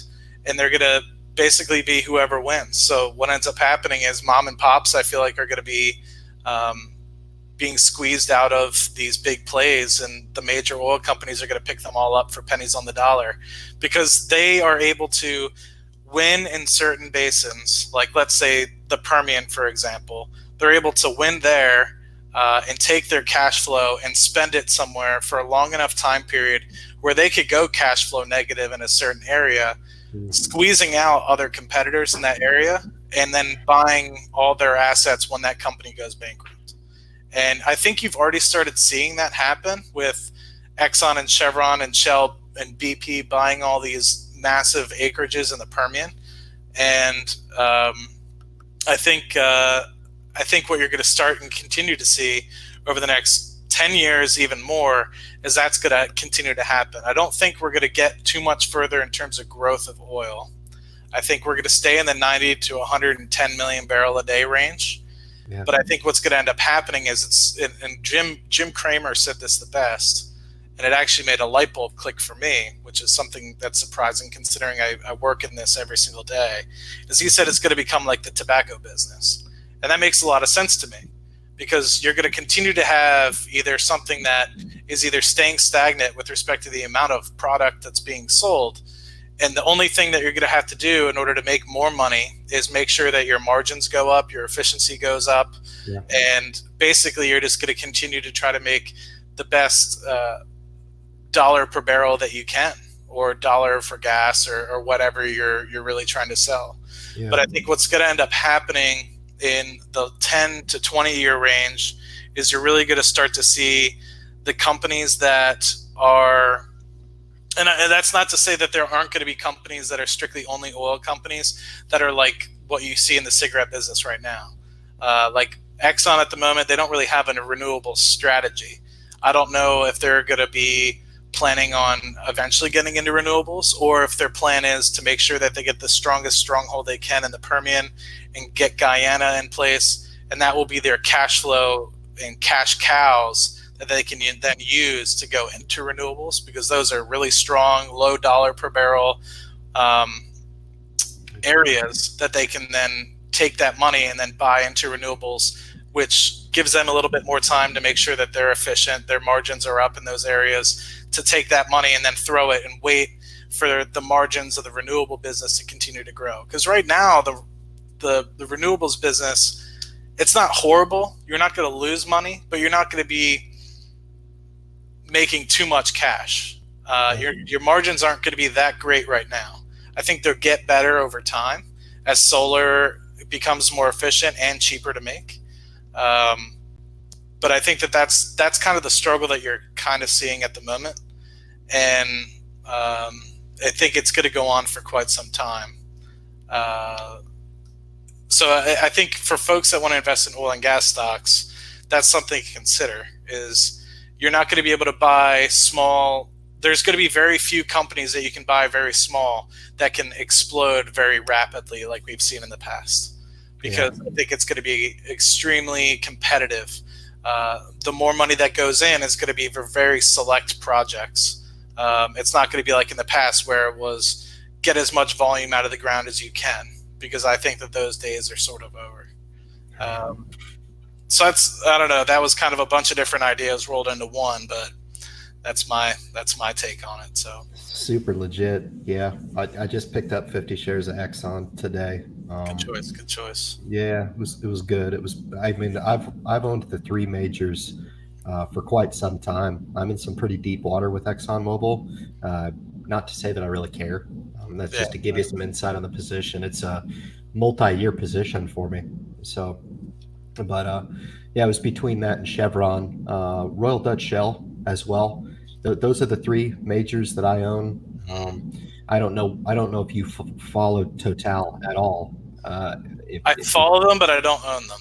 Yeah. Gotcha. Yeah. So, yeah, I don't know, man. I just look at the stock market through a different lens now. Everything looks cheap, so I have to be kind of careful. There was some discussion about with the revision in earnings that some of these companies, even with the pullback in the market, may actually be a little bit more expensive now, with price to earnings ratios kind of being recalibrated now, not knowing what the ripple effect and the impact is going to be. Furthermore, you got to be a little bit more careful about, taking a stab. I know I was just talking to my brother. He took a stab at Microsoft today. He got it at 150, which is interesting enough, but you got to think of the multiple companies that are downstream from Microsoft and how they may be affected as well with this coronavirus thing. I don't know. It's going to be interesting to see how it plays. It always is. I'm just interested. I'm a steward of the market. And I think if there's any page that can be taken, at least from my playbook, and I'm always interested to hear your thoughts on it too. But I think the real takeaway is, you got to kind of like this stuff a little bit. You can't have just a take relationship with the market and expect never to give a little bit. And I think if people can really align what they think the market can render them, especially in the short term, which is probably more disappointment than satisfaction, I think the better off you'll be in understanding that I didn't scale into those positions this week for satisfaction next week. We scaled them into positions that I've owned for many, many years. And it was like, okay, yeah, now it's time to, boost up. I know I've got the cost basis being lowered over those years, but to take a stab at something, God, Disney, God, it was like, wow. I don't know. You taking any stabs? I just caught the tail end of your dividend strategy with paying yourself. I think that's really sharp. Yeah, I think that's really sharp. The stabs that I took were about 56 shares of Royal Dutch Shell, RDSB, and then about 100 shares of Exxon yesterday. And that put me over $1,000 a month in dividends. So I'm pretty excited. For the portfolio, for the whole portfolio, yeah. So 12,000 a year. I'm pretty excited about it. So I need to make a video about that. I've been slacking. So, but yeah, I was real excited about that because $1,000 a month. I mean that can help a lot anywhere in the world, whether it's here or whether it's in Asia or wherever. But that's been working for that goal for a while. So to actually see that happen, I guess it was earlier this week, is maybe it was last week, but it definitely is humbling. But at the same time, it still makes you think that there's a lot of work to continue to go in terms of wanting to continue to grow the portfolio. So now, is it 1,000 average or is it 12,000 a year? So averaged, is that how it falls, Matt? Yeah, it's 12,000 a year. It's like 12,500 a year at the moment. But let's just take a quick look. So Right. I mean, you're not trying to jockey the payouts, right? You're just buying what companies you want and getting that Yeah, exactly. the total dividend payout to equate to that 1,000 average. That's awesome, Yeah, man. so recently, I think it jumped just based off the market going down. It was around 4.2% yield for the entirety of the portfolio. Now, keep in mind, some of this is 401k. So, like, I have 130 or so in the 401k, which I can't really calculate where that comes from. But of the dividend portfolio, which is about 2/3 of it, it was around 4.2%. But more recently, with the downturn, it's been, and I guess some of the investments I made over the past week or so, it's up around 5%. But in terms of monthly income, it averages anywhere between 700 to about 1,600. So the first and second month of every quarter, it's around 750, 800. And then for the third month of every quarter, it's around 1,400 to 1,600. There are some semi-annual dividend payers like BHP, Disney, that I have in here that pay in on the March-ish, September timeframe, and the January and July timeframe. So that kind of skews things a little bit, but pretty excited to be at least averaging over 600 at a minimum, 650 at a minimum a month, which is pretty cool. Man, it's a luxury, bro. And I'll tell you what, I'll tip my hat to you. I mean, I love to hear the success stories in the stock market. You know, of all the people that opt to go out there and try their luck at the casino, it just amazes me how many people do everything they can do to talk themselves off of the opportunity in the stock market. It's just amazing to me. Well, I think the funniest thing is like, I don't want to say that I'm a supervisor of people's investing strategies that I'm friends with, but I'll just sit there and listen sometimes and not really chime in. And then eventually, after I hear them talk about it for 5 or so minutes, they're super negative, super down. They're like, oh, I'm losing here, I'm losing there.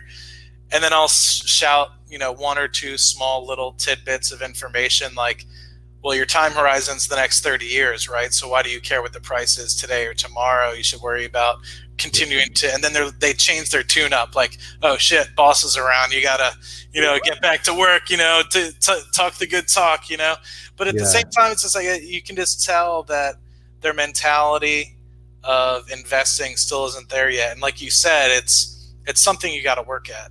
And you kind of have to, I don't know if it's like the encouragement that you continue to have to encourage people, and then eventually they kind of just do it. But one day it just clicked for me. And ever since then, it's kind of just been different. But it's something that I always struggle with. People are always talking about it like, oh, I don't get it. And I can understand people don't get it. But then you hear some people that walk the talk one day and, are buying, appropriate, and they're kind of doing the right thing, and then the next day it's like they're falling back into bad habits. So that's the one thing that I try to think about. I don't have that problem. I get excited, like you mentioned earlier. There's some people that get excited when the market goes down. I do, because I'm 28. I got a long time horizon. So when I see these sorts of dips, I get excited because I'm still going to be investing, $4,000 or $5,000 a month when I can, and hopefully I get the bonus next month. So that'll be a nice little chunk of change that hopefully the market's down a little bit. Do it. Ryan Giffen says you should buy a Tesla. All right, I disagree with that. Don't listen to him. Actually, listen to him. He's a bud of the family for sure. But he's just joshing, man. That's funny. Good stuff. That's rocking. But yeah, I don't know if I'm taking up anything that you were thinking. If you want me to hop off, but I'm more than happy to just sit here and chime in and Please do. listen to Stay what here. you're talking about. Absolutely. We just provide opportunity for folks that people are leaving tons of comments. I'm just kind of scoping through and make sure, because again, I've had some people, on a comment that came through this week, and it was like, God, Ryan, I watched your video last fall, got really excited about investing, got investing, saw my assets go into the green, and now I look at it and it's in the red. And man, I want everybody to succeed, but from a relative perspective, right? you just talked about dropping 37K. I've dropped 22,000 this week, and I'm excited as hell Yeah. to go out tomorrow with my wife, who I've been married to for 15 years. Like, Oh, wow. Congrats, man. That's awesome. Thank you. I just, the perspective, you know, if you're a new investor and you got a couple months of roped into this market, and I do provide some level of acknowledgement to how much courage that may take to come on and say, hey man, I'm a little scared here. What gives? You know, what am I doing wrong? Am I doing something wrong? Am I jacked up here? Am I the only one? You know, and it's like, you know, I'm down $40. It's like, am I going to be able to eat? It's just that relative. No, I don't think. I think that's just new investor jitters. I had the same. I think I told this story, whether it's either to you or other folks, but I used to have a $500 position in Sirius XM. Maybe it was even $250, and it went down $10 a day one day, and I was just like, maybe I should sell it, man. Maybe, you know what I mean? I think it's new investor jitters. I think what it is for me back then, I didn't have a set strategy that worked for me. And so I was dabbling in dividends. I was dabbling in penny stocks. I was dabbling in high growth stocks.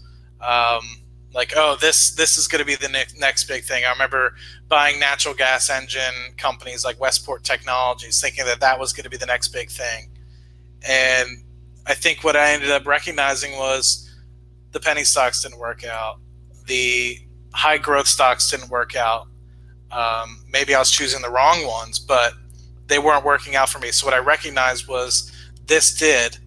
And what I also recognized is what I'm going to be utilizing to pay my bills later in life are the dividends, not the portfolio value. So I don't care if I have $1 million portfolio, $10 million portfolio. What I care about is what cash flow comes into the portfolio. And so then I started to recognize as well, I need to be taking the money I make in this potentially volatile job, that there's layoffs over the past 5-6 years, and take that, invest it in something that's very steady, conservative, which are dividend stocks. And then I landed on my strategy. I said, you know, here I'm making this high income, very young age. Granted, I work my way to get to that job, and, you know, obviously do my job to get the dividends or to get the income that I can then invest to get the dividends. But I just recognized that worked for me. And so I think what ends up happening is a lot of folks, they hear you talk very courageously and confidently about what you're doing. But at the end of the day, I think they hear little tidbits, but I think what they don't take away is, what is their strategy? What is their time horizon? What is their risk tolerance? They hear yours, but I don't think what they do is they recognize and resonate those 5 key things, which is, what's their objective? I hear you always ask about people, their objective, every single time they come onto your show. And what's their risk tolerance? Are they investing for growth, dividends? You know, are they investing for, whatever they're investing for? But I think that a lot of people, they watch the videos and they absorb the information, but the information sometimes doesn't sink in. And so a lot of times what people will ask me all the time, whether it's in real life, at work, whether it's on the channel, I send them one video, and that's the 5 key things before you start investing. And I think that's the best thing. And I think that once I figured out that for myself is when I was comfortable losing 15%, 10% of the portfolio, because I knew that 10-15% is going to be matched up with me continuing to add capital the next month. And that 10 to 15% drop is going to be me buying 10 to 15% more shares than I was able to last month. Granted, some of the companies might cut dividends, some of the companies, might change, and that's okay. But the majority of the positions that I hold, of the 40 or 50 positions that I hold, will be okay. And if that's true, and I continue to invest on a consistent basis every single month, then I'll get to where I want to go in the long term. So that's what hit home for me. And I think what ends up happening is they hear somebody like myself talking, like you talking, that are so much different in their career in terms of where they are and the cycle of the career of investing. They get uncertain because they've been miseducated for a long time, or maybe not miseducated, but they might have been taught a strategy that hasn't worked for them. And so I just advise people to really just take 5 minutes, think about, if in this certain situation you're seeing it go down 10 to 15% in a matter of 6 days, 7 days, which is potentially one of the worst that it's been, in history, in terms of the amount of money that's been lost. I mean, several trillions of dollars have been knocked off the U.S. government, or not U.S. government, but the U.S. economy over the past 6-7 days. Think about how it's related to you. Think about maybe you're sitting there saying, I can't handle something like this. 10 to 15%, that's not something I can handle. That's an okay answer. That's an okay answer. It just means that what you might be doing right now isn't something that's for you. It's okay for me. I'm sitting here happy. You know what I mean? I get my next paycheck, and I'm going to be looking to where I can put that money to get myself an extra 10 to 15% extra shares that I was able to get last week. Yes, but would you consider the turning off the drip at least to fund some cash a little bit? Do you consider that a strategic reallocation of scale to start to build cash a little bit, even for yourself, or no? And I would say this for the most people, if they're in that camp and they've lost that 15%, you said something that was right on the money. Don't ever be scared to be honest with yourself. The information that you can get from that, if you're willing to be honest with yourself, is invaluable because it will further fine tune your tolerance to the market. And for me, my next video is going to be about controlling tolerance, your personal tolerance, using scale.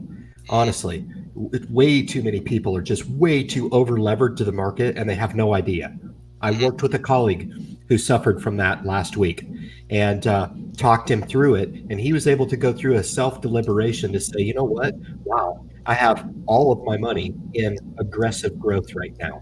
Is that where I want to be? And the answer was absolutely not.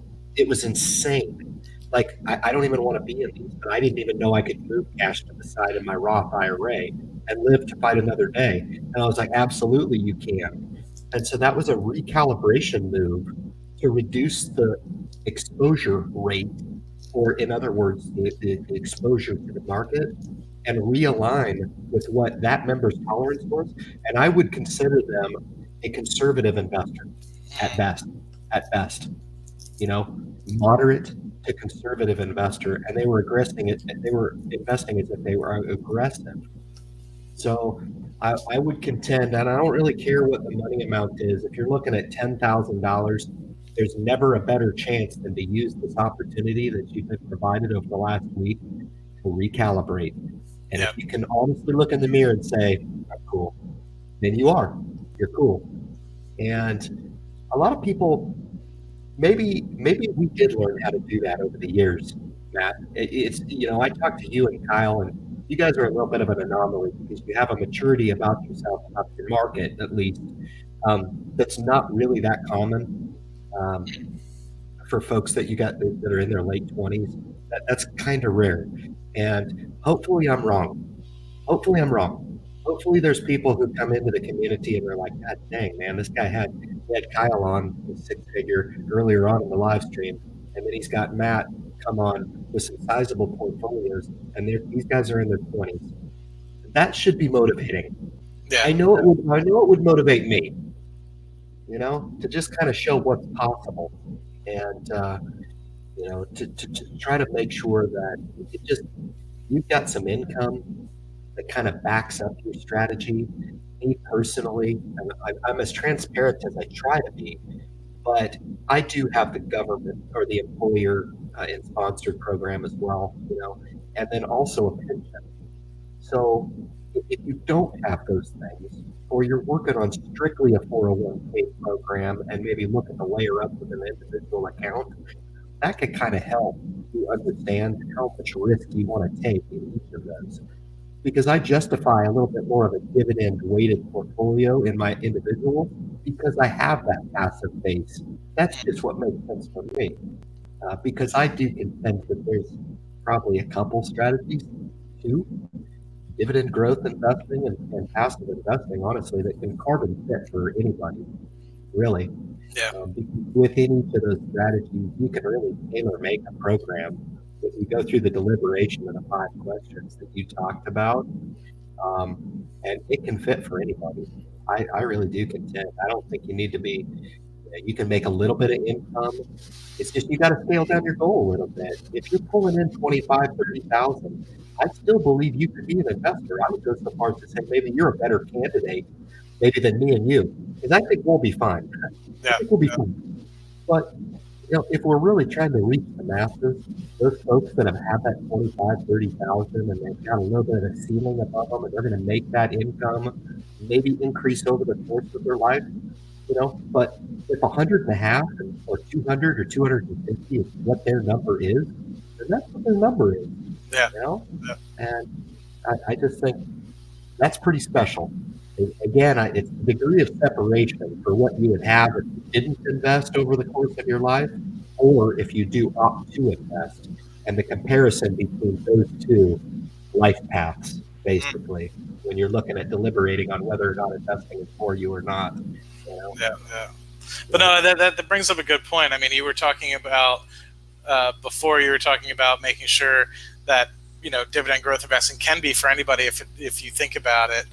You were mentioning, do you have enough value or do you have enough cash on hand to take yourself of an opportunity if you were to say either have an emergency or need to purchase more stock or recalibrate your position? I mean, did you have a personal goal in mind for yourself, or is that something where you kind of think is very dependent on each individual investor? Or I'm just curious where you're kind of going with that before you switch topics.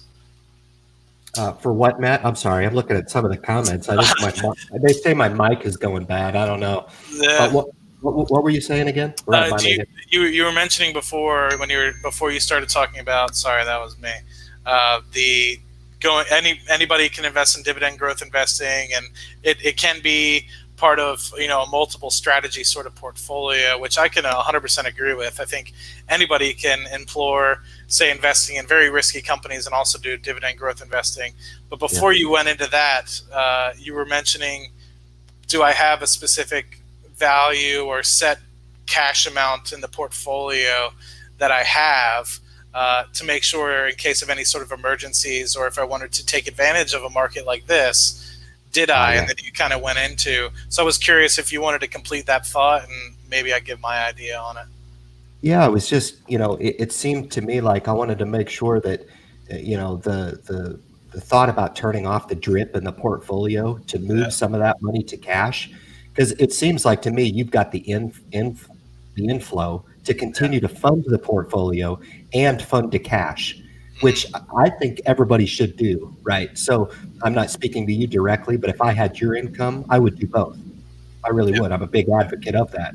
Continue the drip program. It's a pretty aggressive move what you're doing. And that's why I just caught the tail end of it. And I was like, and then I heard you say you're trying to fund some cash to take advantage of some of these opportunities, because it's not smart until you're smart, basically. When you've got that money aside, I think. But it was just an interesting thought as to why you were doing what you were doing, and then the taxable implication also kind of stuck in my mind, and to make sure that you're not running into that taxable implication as opposed to just rolling them back in and keeping that snowball effect going for yourself. No, that's a good point. So it's definitely a different game than it was even, I want to say, a year ago, maybe even 6 months ago, because when I was sitting with Fidelity, who's my main brokerage, they probably hold about 75 to 80% of the money that I have in multiple different accounts. But they used to have $5 trades, right? Buy and sell.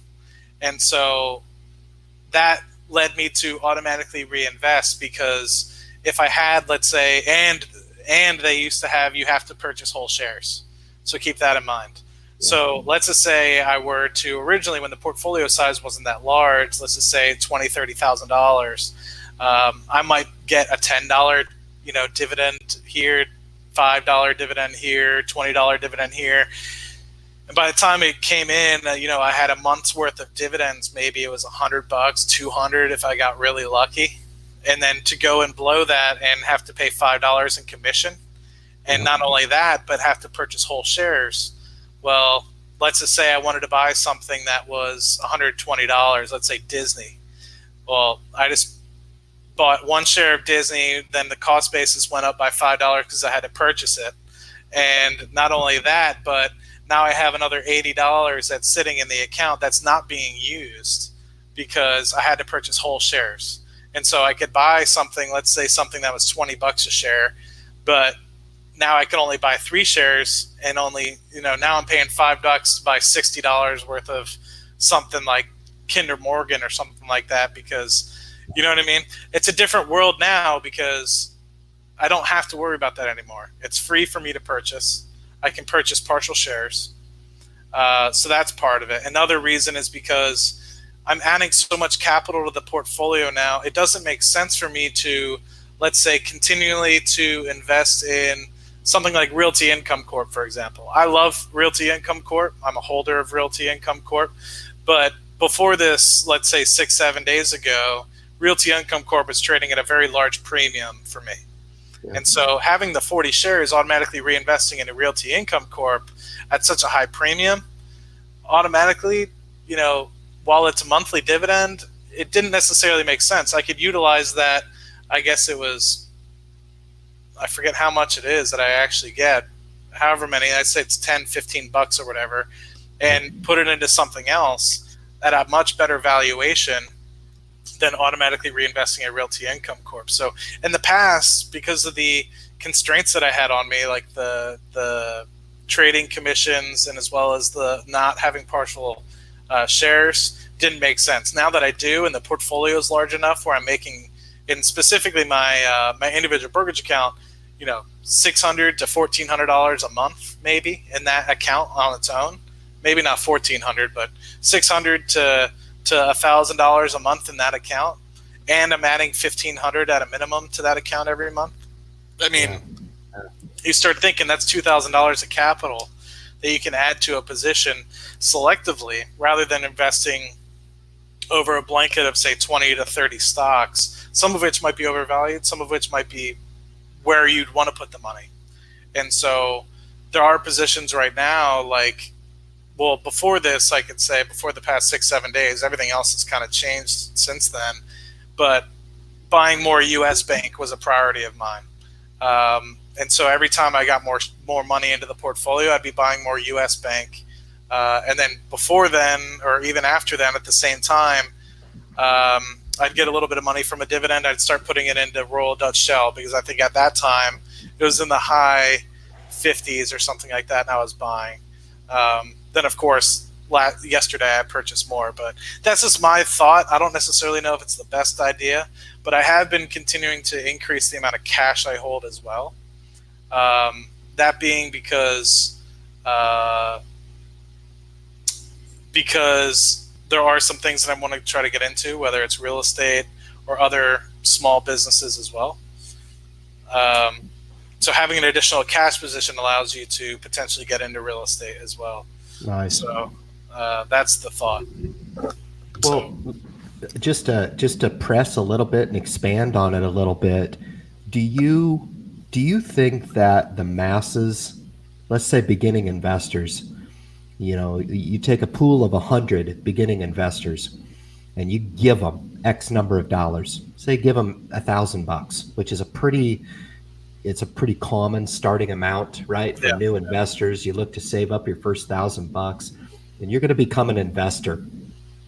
Would they be better served trying to walk, and this is a loaded question, and I think you know my position on it, but I'd love to know your thoughts on it, because I think loaded, I'm going to give you the load right now. I think a lot of people get caught up in trying to feel like they need to build a portfolio of, let's say, 5 to 10 starting stocks.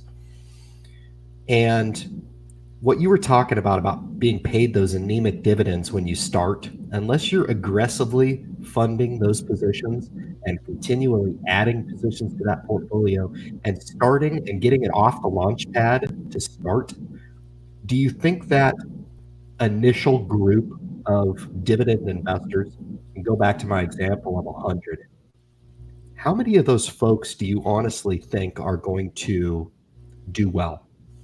25%? 75%? See, I would contend that the majority of those portfolios trying to start like that and saying, you know what, I love this dividend nexus, right? And you know the other strategy, right? Just buy the market up to your first 10,000 bucks and don't worry about it. Don't try to screw around. Don't try to play darts. You're not that good, right? You know, so allow yourself a chance at really getting that baseline started. And that's the real key question for a lot of new investors, because there's a ton of portfolios on YouTube that really don't have that type of capital that is conducive to really seeing the effects of a true dividend portfolio like yourself or a Gen X or even part of my portfolio as well, because I get to see those renderings. But is there something to be said about new investors, about what path they should take? And I don't want to come onto the independent investor channel and say, hey, you need to do it this way or you need to do it that way. Definitely don't want to do that.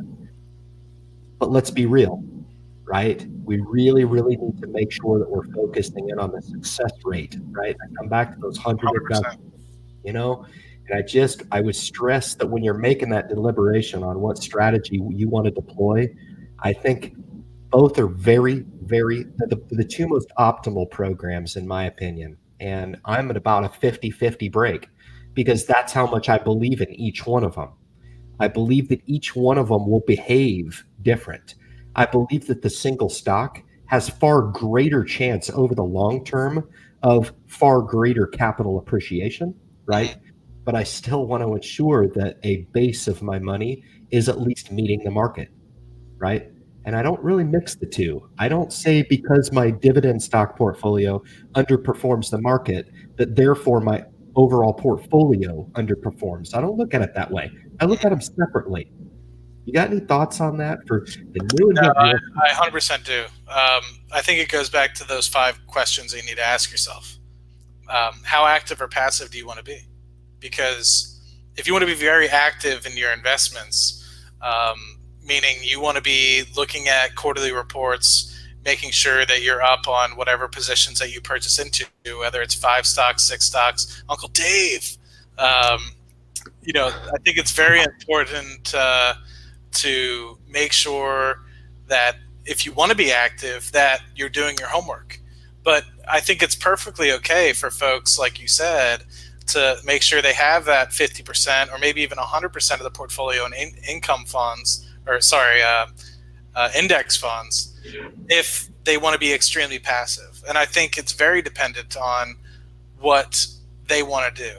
And I think it's very passive on how active they want to be in their strategy.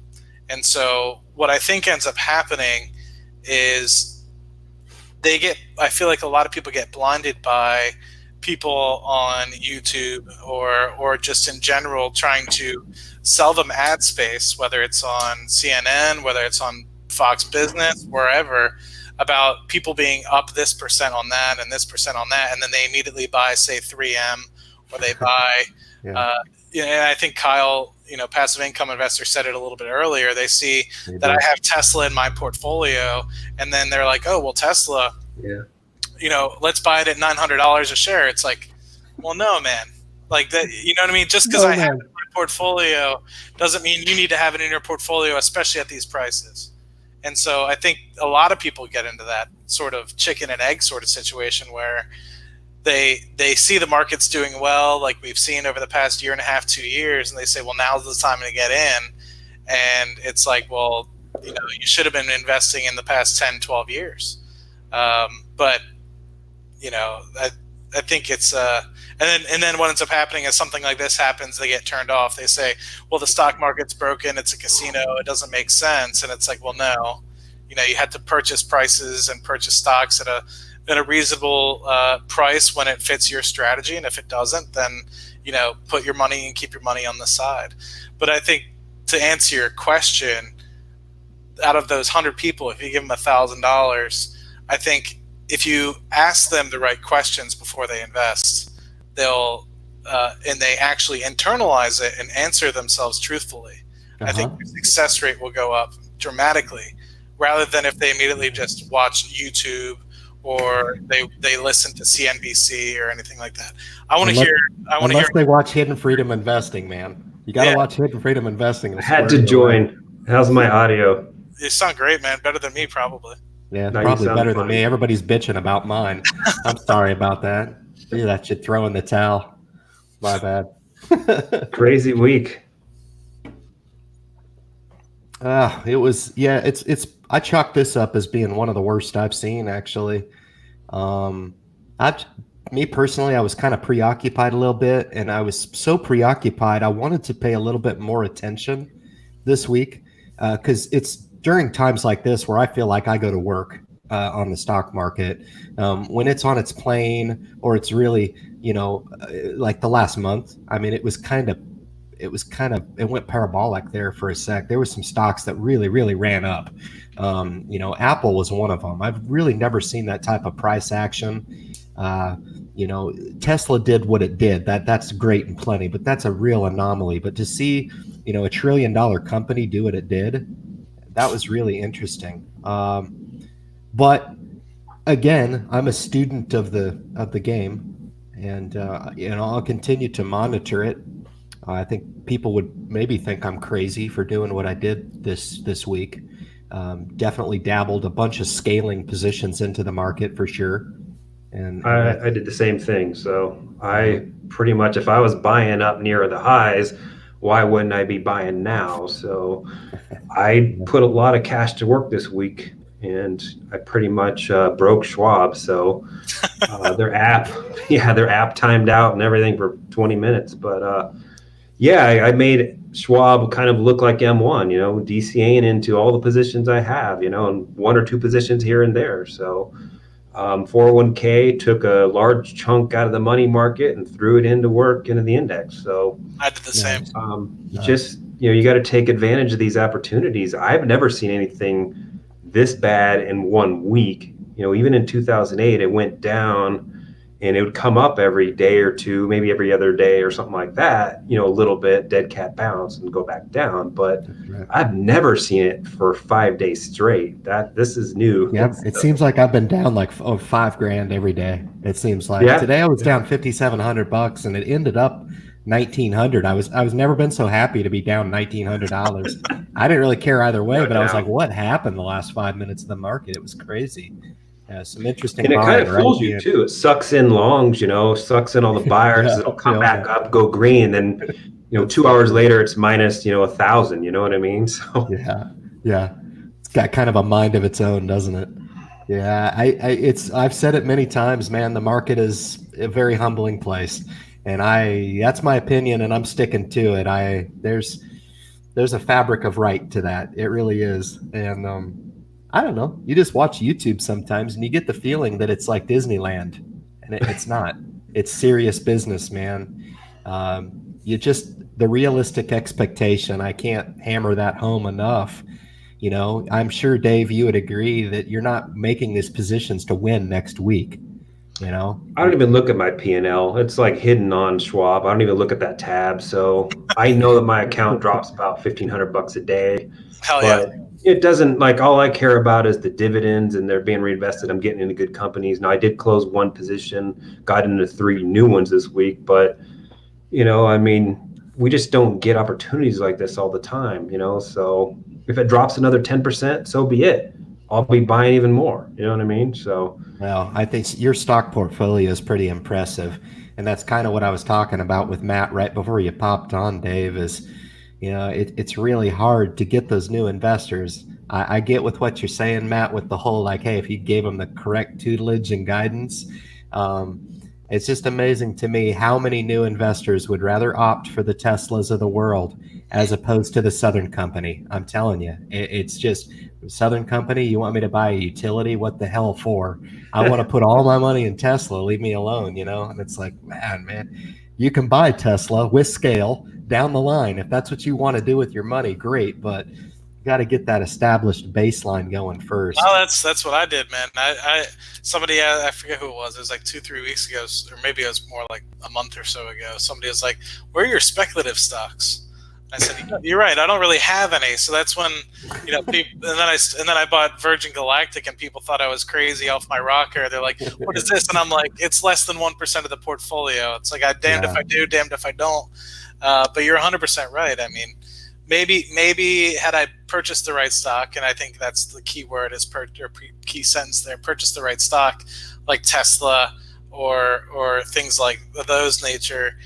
Maybe I would already be a millionaire, and I'm not going to think about that because you really have to pick how much the right risk. one. I think you're doing pretty good, Matt. So. Exactly, Yeah. right? You gotta pick the right one, and Tesla also could have gone the other way. You know what I mean? It's the level of risk that you're willing to take on. Yeah, the whole what if I had done this and what if I had done that. That's not language that I even entertain in the stock market game. It's really dangerous, and it gets people thinking that they can leverage those opportunities because I think Tesla's going to go back to 200. That's my thought, and I don't really care. I don't have a whole lot of skin in the game. I've just been joking about my 3/4 of a share that I bought as a joke. I bought it as a joke. Full disclosure, I own 1 share of Tesla now. There you go. I was tired of taking a bunch of crap from Giffen, so I became a Tesla investor, man. With my few $100. That way I won't feel bad if it goes up. I'm not in fear of missing out, right? No, yeah, but Jesus, buying that company doesn't make any money. I just don't get it.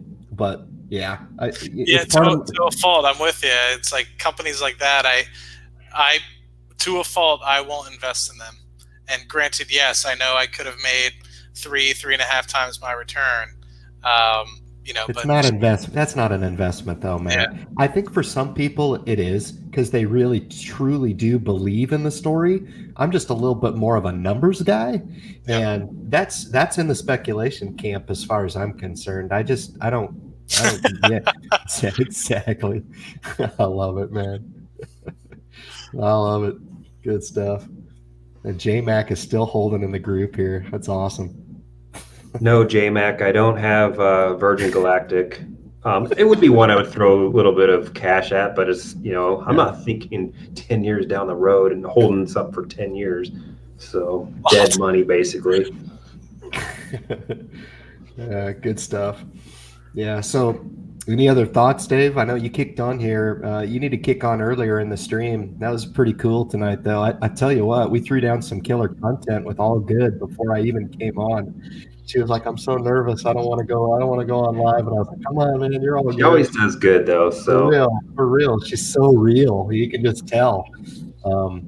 Which I always look forward to waking up and looking at the little quotes that she sticks in the text channel and all that. She said you're part of the life coach group that she's got going on the Discord, right? Yeah, a little bit. Talk keto once in a while, but this is my shopping night, so I appreciate you going a little bit later tonight. So. Oh heavens, yeah. No, I kind of had planned a little bit to go later because I thought there would be a little bit more engagement about the week. It's just talking to her for 45 minutes before the live stream kind of got me in such a good mood. And I was in a good mood before, but she was kind of like, "Oh, what do you think about the market? It was pretty scary." And I was like, not really. I don't know. But yeah, I mean, most of us all probably went through December, 2018. That was double, so 20%. That happened pretty quick. I think October through December, but by far this is about the quickest I've seen it. So, yeah, 1,000 points every day, 3,500 points in a week. Yeah, that's pretty violent. Yeah, I don't know how much of that. Kyle asked a pretty interesting question earlier, talking about getting into some of the analytics and maybe statistics that are or are not available on how much of that is driven by quantitative selling, or exacerbated selling, or private sellers that are hitting the market sell button and they're selling stock at market orders that the computer, like your app, Dave, that's real talk. like the app has so many people that are going on it that are trying to execute trades, and they I don't know if they're unknowingly hitting the market order, but they're just looking to offload stock and they don't really care about what price they get. Right. I'd be curious to know how much of that is going on, because I must be the only idiot that is hitting the buy button. You know, I feel like I put my order through to buy and it goes right through, no problem, like it always does. You know, but Well, the Schwab is kind of interesting because I don't normally use phones and apps, but I like to be able to know how to do it just in case I was an emergency, I needed to do it. But normally I would normally use the website. But when I go back and look at the executed trades, it usually says price improvement, price improvement. So that's an interesting feature. Do you like that? I've heard nothing but good things about Schwab. I just think that maybe they grew really quick, you know, so because of all the free commissions and all that. So maybe they're just not quite, you know, in the back end boosted up, bolstered enough to handle, you know, all of the, you know, extra trades that be coming in. So maybe hopefully they can take that. And I heard other brokers had issues as well. I think somebody mentioned Fidelity having an issue as well. So on the sell side, Dave? I don't know if it was sell or buy, but I just heard they're having some timeouts on the Fidelity side as well from somebody in the Discord. So I thought maybe I was the only one buying this week. I don't know. I was buying. I sold one thing. So. What did you sell, Dave? I sold Clorox. Okay. Yeah. Now there's a couple other positions I'd probably get rid of too in the future, but that one, I kind of what I determined, I had 35 positions, and I kind of said after going through this, I'm like, yeah, this might be a little too much. It's like kind of hard to handle. You know what I mean? So I think I might trim it down to about 30-ish. It's real talk. It's that fine tuning, Matt. You know, I don't know. I think I hear what you're saying because you're young and you're like, I get excited when the market goes down. I admitted to Kyle, I was like, hell, I don't like watching my money go down. I don't like it. Nobody does. No, but you got to think in the future that this is going to be an opportunity. We're going to come out way ahead, you know? So that's how I look at it anyway. Bigger U-Haul. I've been through this many, many, many times, and I typically look back on these and say, why didn't I do more? Why didn't I do more? Why didn't I do more? It's the same freaking exercise every single time. And this one might be wrong next week or True. next month or 6 months down the line. Hell, I don't know. But over time, I'll make it a right move. I'll make it right. And typically, the solution to that is time. That's the variable. I pretty much, because we run into a lot of people that say they're out of money, they're out of cash, they don't get paid till this day. And, you know, I pretty much always tell them, hey, pace yourself because we don't know how far it's going. So, you know, a lot of the people get excited and want to spend everything they have, you know, on a 10% drop, but this thing could be 20%, could be 30%. I doubt it's going to be, but it could be. So you really need to pace yourself. No, that's good advice. Like you mentioned earlier, I have a little bit of cash in the 401k that I only put in 20% of that cash. Because same thing here. I kind of have a philosophy where, you know, I said, okay, well, it's going to be in the 10 to 15% range. Let me put 20% in. Then if it goes to the 20 to 25% range, I'd probably put another 20% in. So I could slowly, you know, get myself in at better prices. And if it does bounce back, well, it bounces back. You're a winner.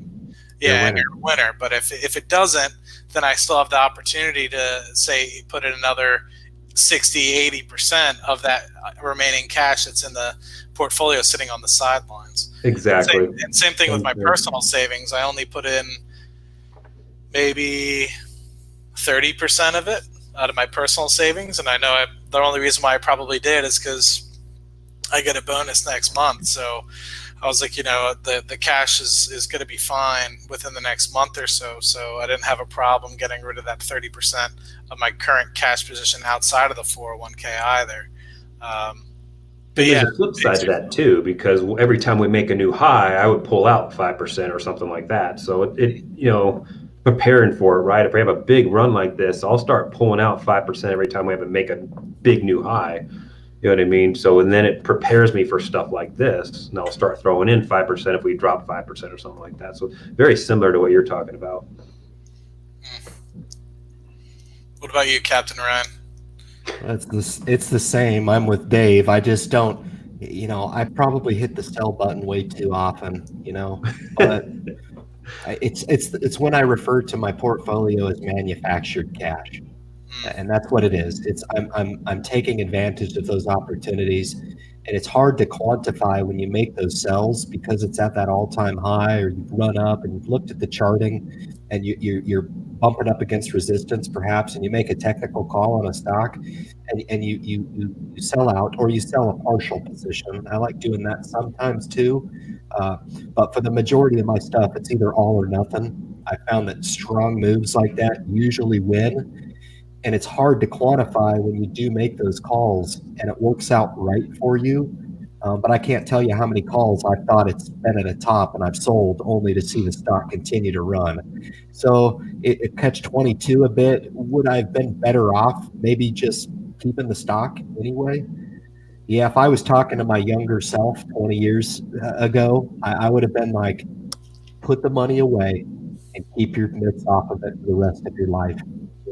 Whether or not, and set up the dividend, the stock portfolio in such a manner to where you are buying those quality stocks you can foresee owning forever, the best of the best, the quality of the quality. I'm talking about the blue chip aristocrats. You just never have to, like, why are you deliberating on selling this stuff? I do the same thing, Dave. I do. It's like, you try to play it, and I do get into channeling as well. Multiple. I try not to, but it's from the old trading days, so. Exactly, and channeling stocks. I mean, I got to be honest. I generated over 20,000 last year in the portfolio just by that strategy alone. Not dividend, not a capital appreciation, and not dividend payments throughout the year. Each of those are separate little categories, but channeling stock. I mean, it's amazing how you can do channeling companies that are Visa. If it dips, great, you're fine. If you sell and it dips, you're a winner because you buy it back, right?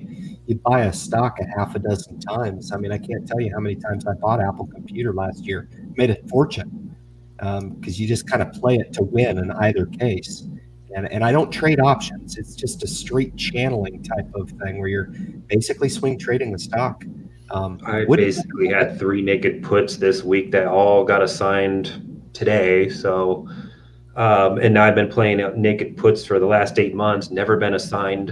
And but I'm really excited to the stocks that I got assigned, and I'm looking to play covered calls now and, make some money that way. But I don't normally share a lot of that stuff, but it's a good way to get a stock at a really good price. And so it's been working good for me. But exactly what you're talking about, I'll look at channels all the time, and like if there's a stock that I want to buy, we're talking about dividend stocks in this case here, that like, okay, it's coming down to this support level, why not buy it here? So I'll use that as a trigger as my entries and my exits anyway. But I don't plan on selling anything in my portfolio though. So other than maybe 3 positions or so. There's some ripe swing trading stuff just yelling at you right now. The Cisco Systems right now, Pfizer at these valuations.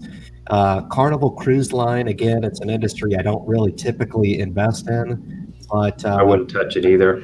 Oh my God! I don't invest in the industry as a whole anyway. I have a little Airlines. bit, right, and there's a little conflict with what I do, so I choose not to for those reasons. Even if it weren't for those reasons, those are industries I typically don't touch. I don't touch autos. I don't touch cruise. I don't touch casino. I just don't invest. There's enough out Airlines? there. Touch airlines, or you skip those Same two? category. I don't touch Great. them. Now I own Boeing. Yeah, different category. Yeah. Totally. Yep. But it's still going to get hit though, if we're in a recession, because people don't fly as much. Yes. But yeah, I concur. Boeing's a buy right here. I played a lot of naked puts on Boeing. So. Ooh, man, alive. It crumbles between like 325 and 365, and then the coronavirus comes out and it's sitting at 275, 285 right now. Well, even utilities got hounded big time today. I was like, what's going on? Con Edison? It's like, what is going on? Southern Company dropped to $60 a share. Con Ed really got kicked, its butt kicked. I pretty much picked up a couple more shares of that. So do you hold Dominion? Do you cover Dominion at all? I Dave? don't have that one, but I do have 4 utilities. I see. Yeah. But yeah, I don't know. It's hard to, you got to be disciplined. You look at this because you've been used to looking at it through the lens of these stocks pushing up against all-time highs and, 52-week highs, 52-week highs. And now they're adjusting off, and you got to be kind of careful. But like I said, I don't fear making a mistake in Disney at 115. I don't, come on. If I'm going to be wrong, I'll be wrong. It's fine. Over time, I'll make it right. And if over time I need more time to make my decision correct, I'm cool with that. But yeah, some of these stocks are really, financials are getting whacked right now. Really, everything looks pretty ripe for the picking. JPM, Bank of America, two of my tops that they're Picked really up that too. Jesus. But this is one of those things where we just don't know how long the effects of this is. Even if it was fixed tomorrow, there's still going to be lingering issues that we're not going to surface for the next, 3 or 4 months, maybe 6 months, in earnings. Maybe they can mask that or something, but the longer it goes on, the harder it is to mask, in my opinion. Is there any overblowing that's going on right now? Because I guess when I compare the coronavirus to the flu, what really gets me is the contagious aspect of the coronavirus and the mortality rate. Those are the two things that are concerning when I look at, 25,000 to 60,000 or so flu deaths per year. And we haven't had one death from the coronavirus here in the States.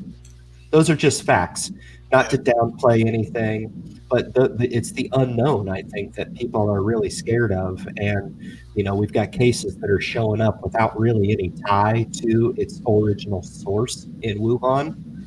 Those things are troubling.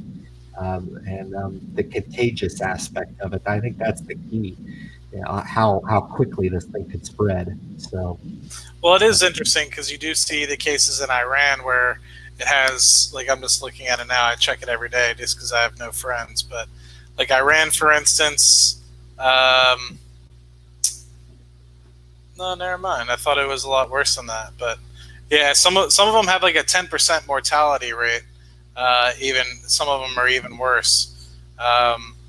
So it can be pretty crazy. And I forget, some of them are real bad. It looks like they changed the. We're looking at 2%, I saw, Matt, which is pretty alarming for the low number of people that have actually contracted. But then you have to go a little further and question the level of health care that's available.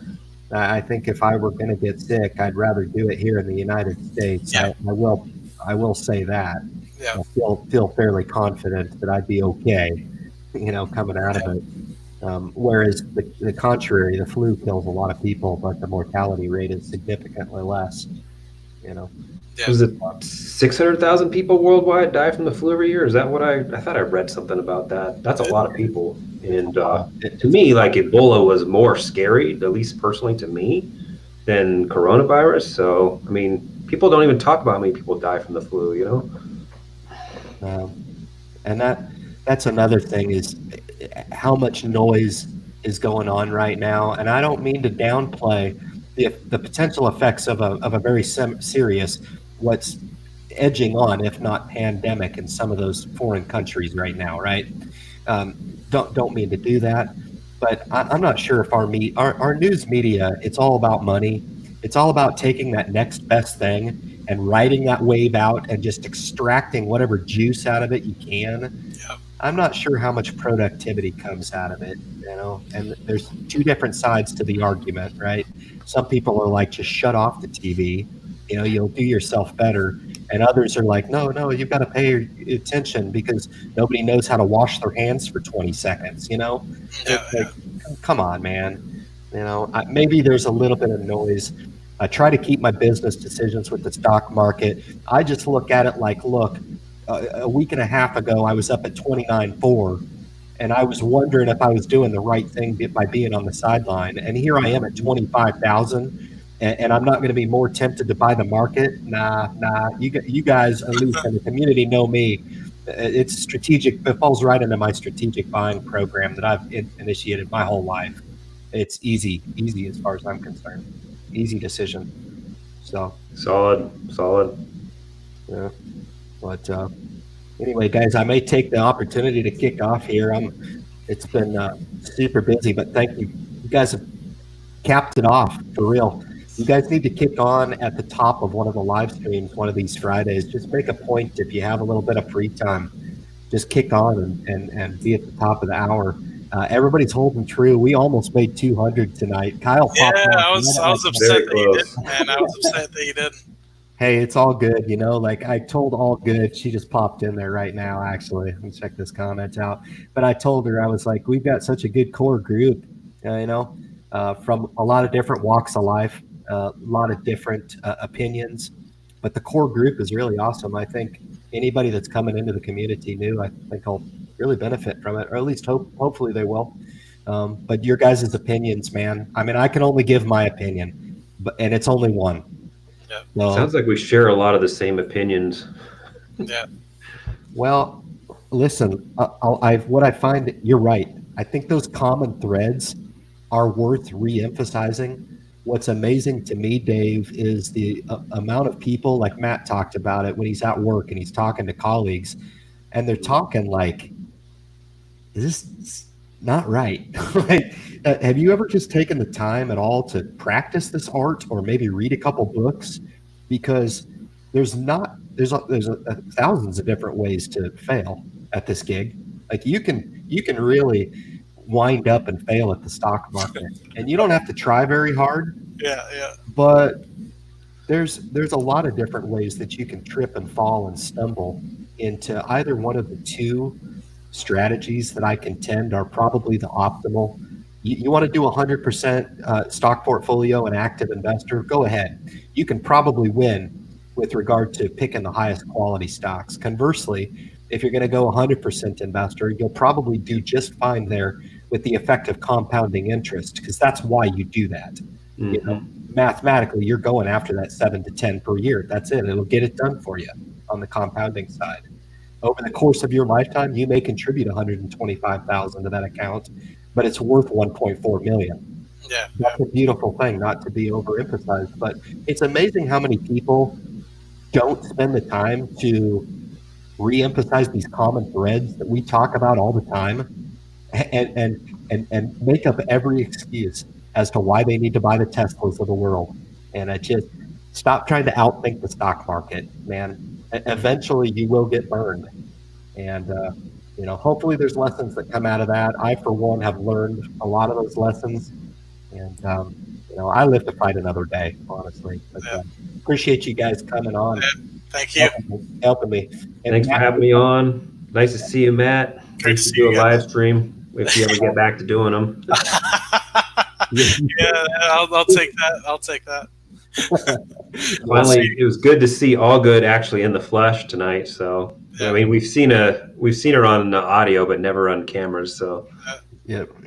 Captain Ryan with the true exclusive. So yeah, for real. That was awesome. Thank I'm you. gonna sign out, guys. Thanks Cheers. a lot, and everybody in the comments, hold strong. So we'll see you later. No doubt. Well said. take care. Yeah, so very good.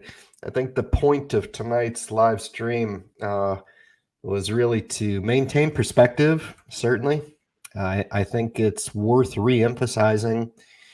You have to understand that there's two sides to your investing program. And the more prepared you can be to understand and have realistic expectations about what the stock market can render, the better off you'll be. And I know that's easy to say, but for a lot of new investors that are looking at this volatility in the market, maybe you've got a little bit exposed to it, use it as an opportunity to test your own personal tolerance to the market. There are lessons inherently built into every one of these weeks that go by, and there are a lot more to be learned in volatile markets like this than you'll ever learn in an up market. It's very simple to be an investor in an up market. Very simple to tune into your portfolio every single day and be like, I'm the greatest investor ever. It's in the green every single day. But I will contend again, your ability to work in the trenches is going to really define your ability to really succeed in the market. And I think the masses can absolutely succeed in the market. I really do. I think success is rendered by not trying to outsmart the market, by abiding to very, very simple strategies of making sure that your invested capital is maintained at a level that makes sense for you, and really continuing to make sure that you're always reassessing your exposure rate to the market. And this is a good test for you, honestly. If this bothered you this week, take a look at it. If you're a new investor and it bothered you, but you still understand the importance of maintaining your posture in the market, not panic selling, I've done everything that I can possibly do over the last 3 years, and I'll continue to do that through the channel. Absolutely. That allows new investors to avoid the cardinal sin in the market, and that is selling for emotional short-term gain. And it's extremely damaging to give in to those short-term temptations at the expense of your long-term program. And I've done nothing over the course of my life to validate that for myself, and we'll continue to roll out the message on the Independent Investor channel. Certainly the live stream. I do want to take the opportunity to thank all of the guests that made their way on tonight. I think it was the most guests that we've rotated through. It was awesome. We'll continue to do that. So if you didn't make it on the live stream, please keep that in mind as a future opportunity. If it's something that you might want to do, I did open up the opportunity a little bit before the live stream tonight to have one of my really good guests and friends of the community come on and rap with me in private. I will continue to roll that out. I'm typically on before the live stream to get direct questions answered. Again, the aim of the community is for your benefit, that there is no perfect investor out there. However, there are a lot of proven strategies, that of which we heard in a number of different ways from a lot of different styles of investors that make their way on. Kyle with passive income, Matt with Matt Money, Steve came on tonight, Dave with hidden freedom investing. All these folks are looking to get to a financial end. And I can tell you the road that we're all walking is in fact different and unique and individual to ourselves.